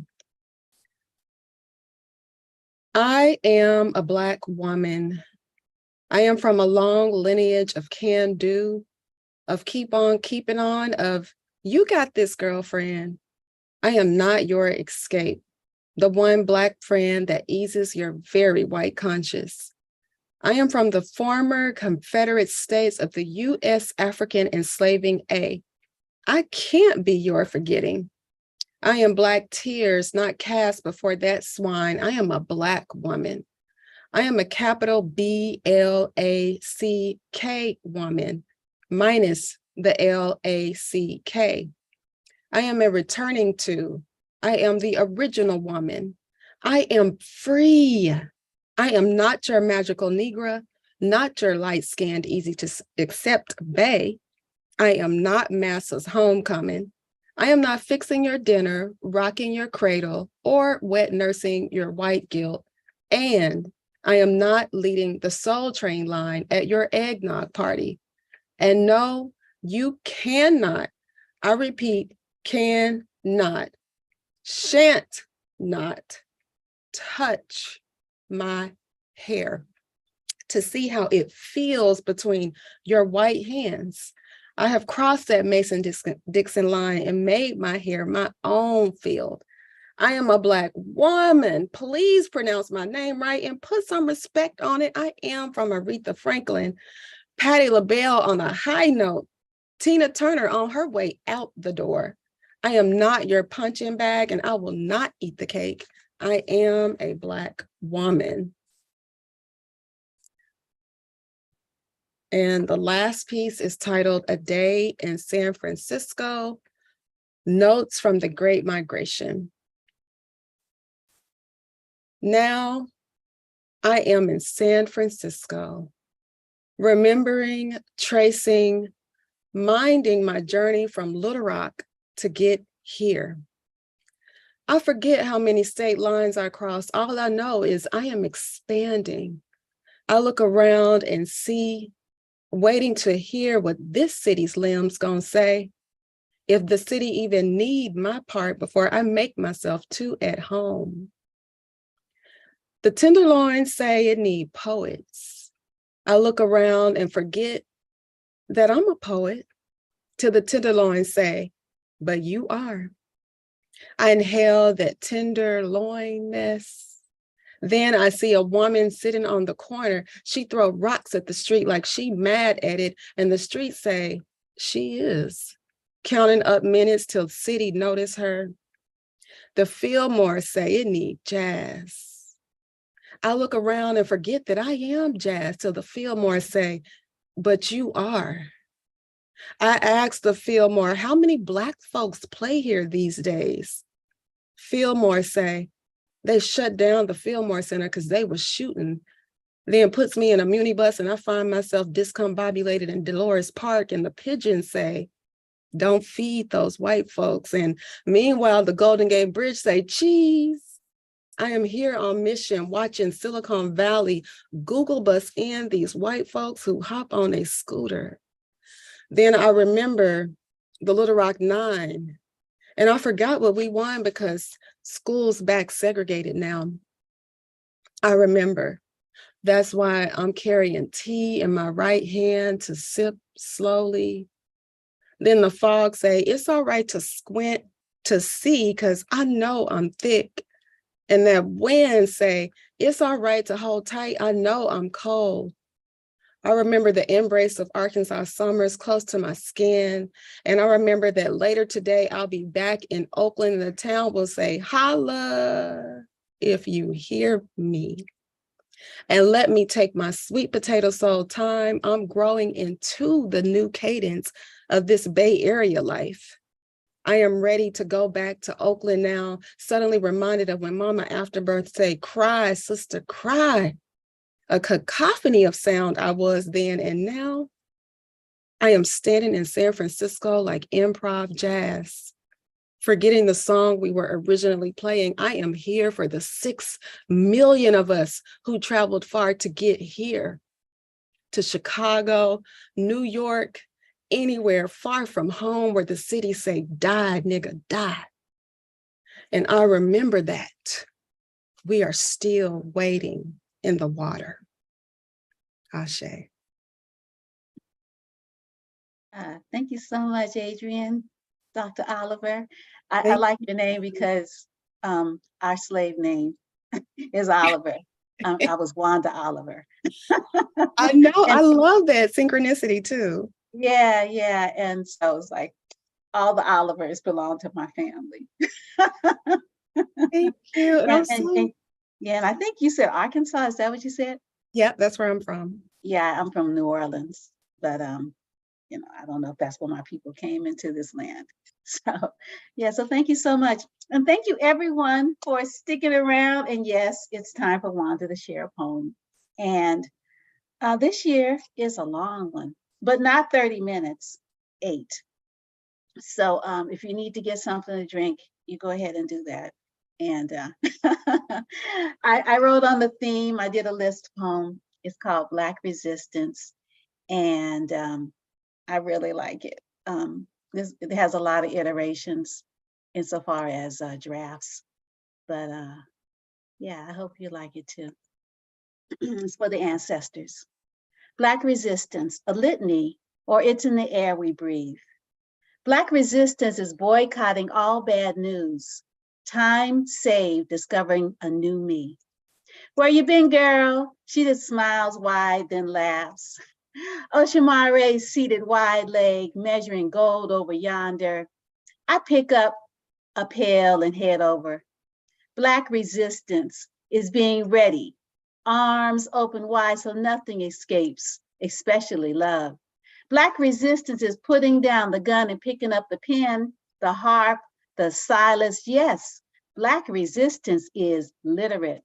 Black resistance is in the stories plotted in the night sky, Milky Ways, gourds, dippers filled with shooting stars, follow ancestor footprints into paradise.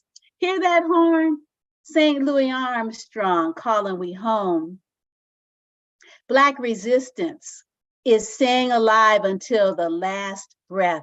Black resistance is occupation. Black resistance is being the mountain, steep, flat, wide, strong.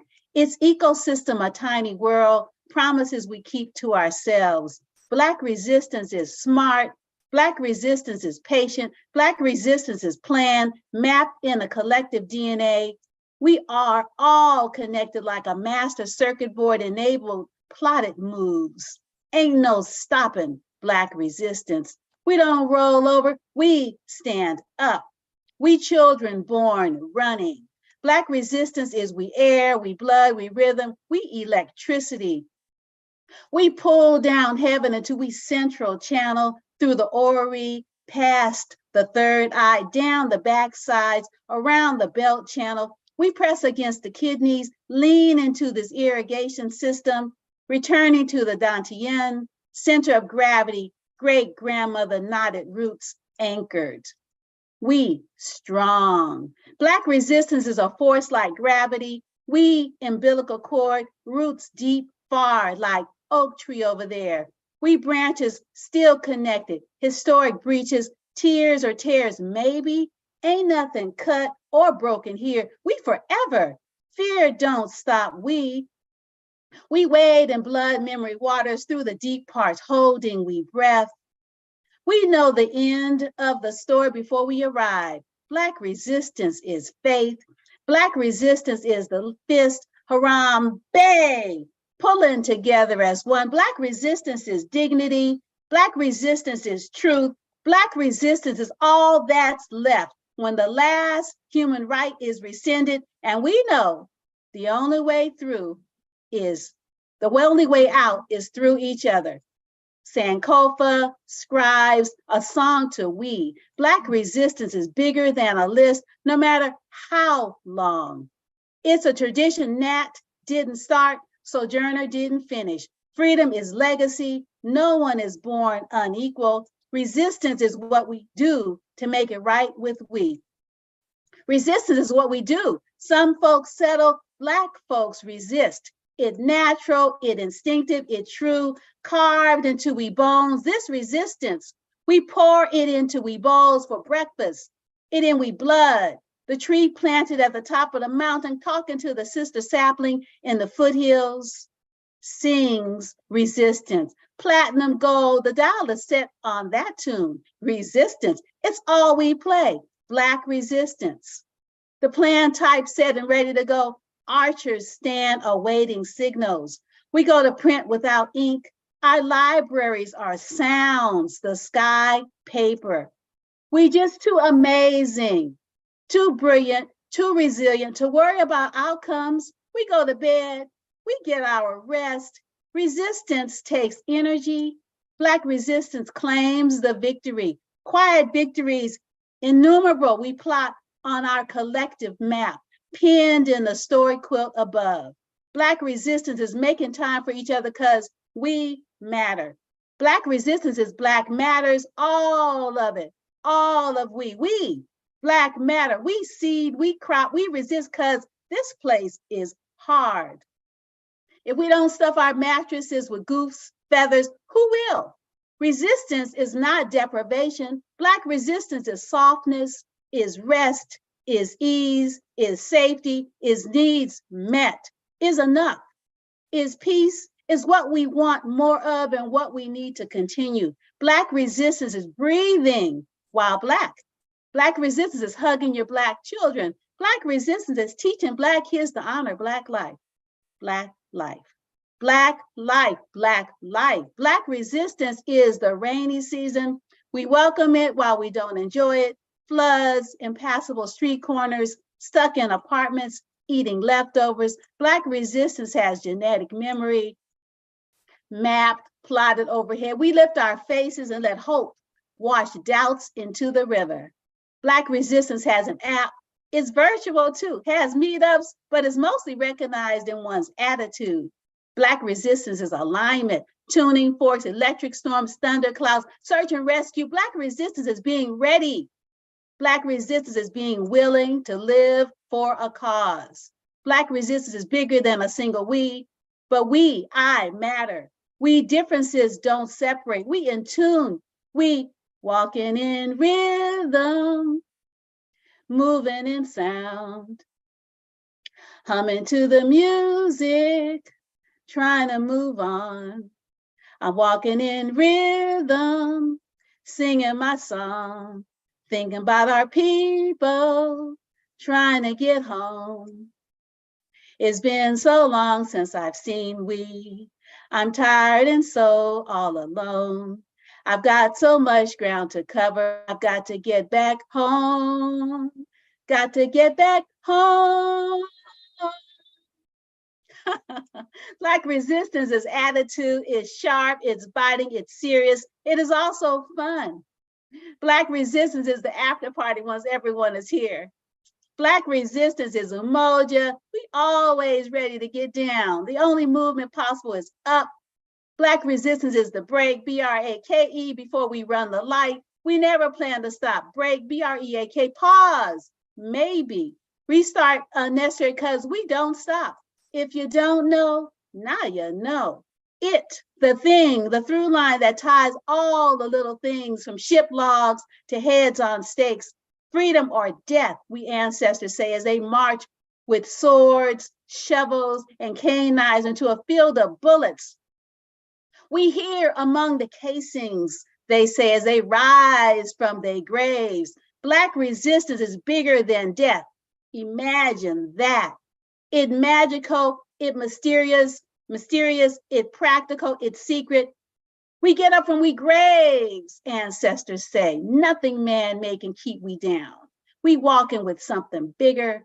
Black resistance is gratitude. Black resistance is honor. Black resistance is a duty. Black resistance is how Black people carry on.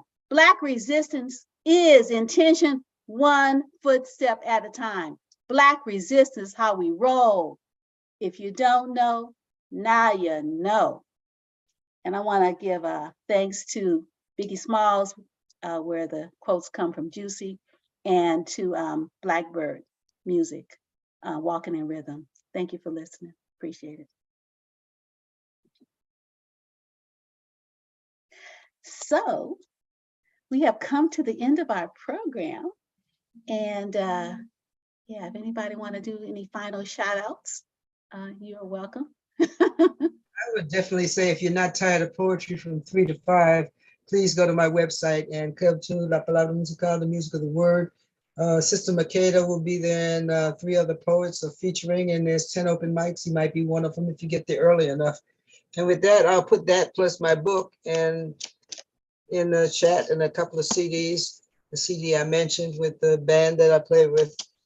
Anyway, thanks for listening to my words and keep supporting the words and the arts everywhere. Yeah. Thank you, Avotcja. Anyone else? Yes, this is Damu. Wanda, I just want to just say thanks so very much for inviting me to be a part of this wonderful event. And just a shout out to all the beautiful, wonderful people who participated in this. God bless you, Avotcja. I love you, Brother Raymond, and then and the young people who just were all so wonderful. And I'd just like to say that the 2 poems that I wrote, they are actually lyrics from songs that will be featured on a CD produced by my son Jabari Ali, which will be out in March or April. And the title of the CD is Serenity. All right. Nice. Congratulations, Samuel. Thank you. Wanda, Mm-hmm. I just really wanted to thank you, Wanda, for 33 beautiful years. And I mean beautiful years. Some years were a little leaner than others, and we lost some people along the way. But then it looks like you've grown it. And so when we I was looking at both of us right there. See? Yeah, it's you've done an incredible job. And I don't really know how to thank you except stammering around with words after listening to the brother from Africa come to us with his poetry. And you're the magnet for all of this. You're the glue that holds us all together. Had it not been for you, none of us would be here. And there's certain things that we look forward to when we come, because we know we're going to see each other. And sometimes we come up missing, some of us. So it's really good to keep us all in mind, because this is who we are. And it's very powerful. It means a lot to me. You mean a lot to me, Wanda. Thank you. Oh, thank you, darling. You mean a lot to me as well. You all mean a lot to me, obviously. Yeah.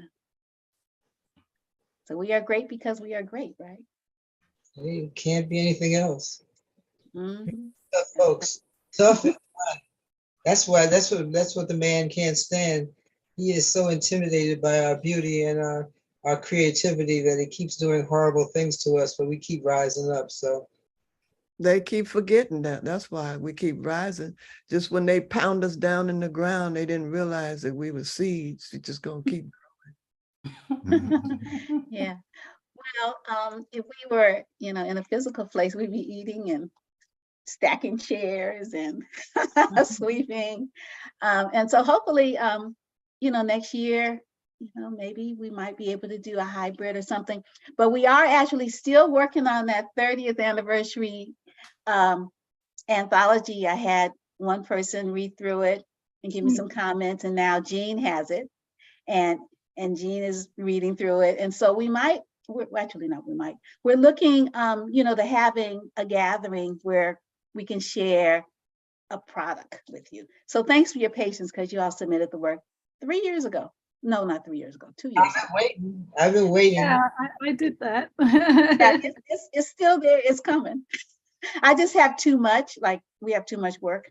So so anyway, yeah, we're looking to have something that we can share by the end of April. So we've got all of March and all of April to do something. Yeah. Wanda, I have a question. Yes. This is Brian and Yes. Zakia. Yeah, will the video of this presentation be available anywhere? Yeah, we're broadcasting live through YouTube, so it's available right now. People are watching us. Great.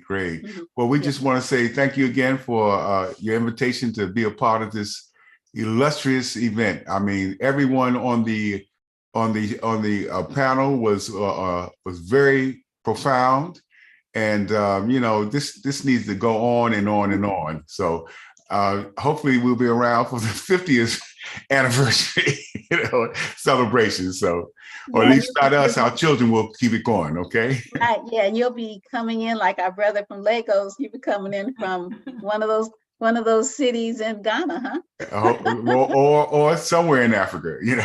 That'd be hot. Right. We're also looking at East Africa. So yeah, Tanzania. Right.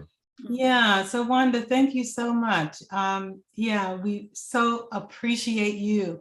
And I am so happy that I gave you flowers as my shero on KPFA. Yeah. So, nice. And you are just continuing to build and just do so many more monumental things. So appreciate you. And so happy to be able to be here for number 33. So we're looking forward to many, many more.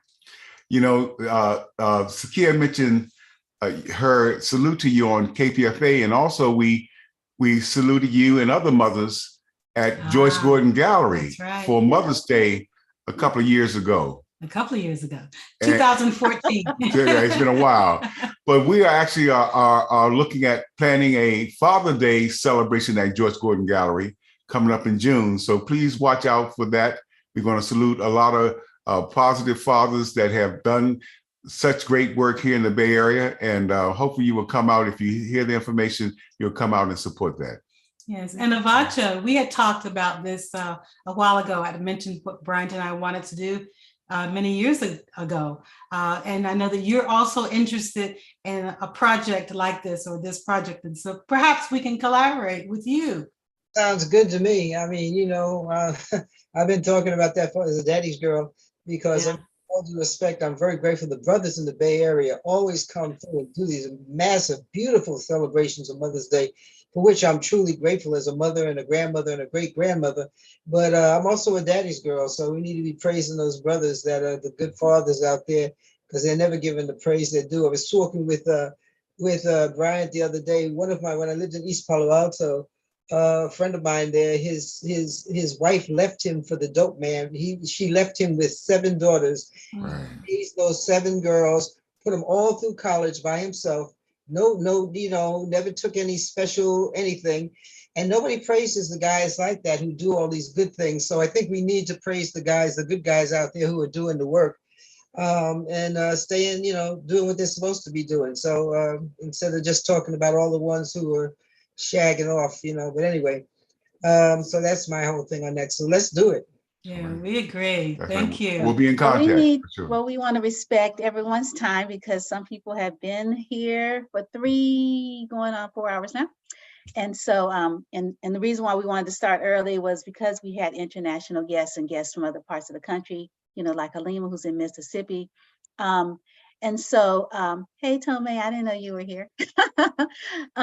So I want you all to be able to go out and do some other, since this month is coming to an end. I'm sure there are about 5 other events, and Avotcja is happening at 3 o'clock, and it's 1:30. So thank you so much for joining us, and you know how to reach me. I'm a real public person. info@wandaspics.com. wandaspics.com is the website, and you can email me through that website too. And so looking forward to seeing you all around, being creative and being positive and changing the world like we do, because we the revolutionaries, the artists. All right, peace and blessings, everybody. Bye. Bye-bye.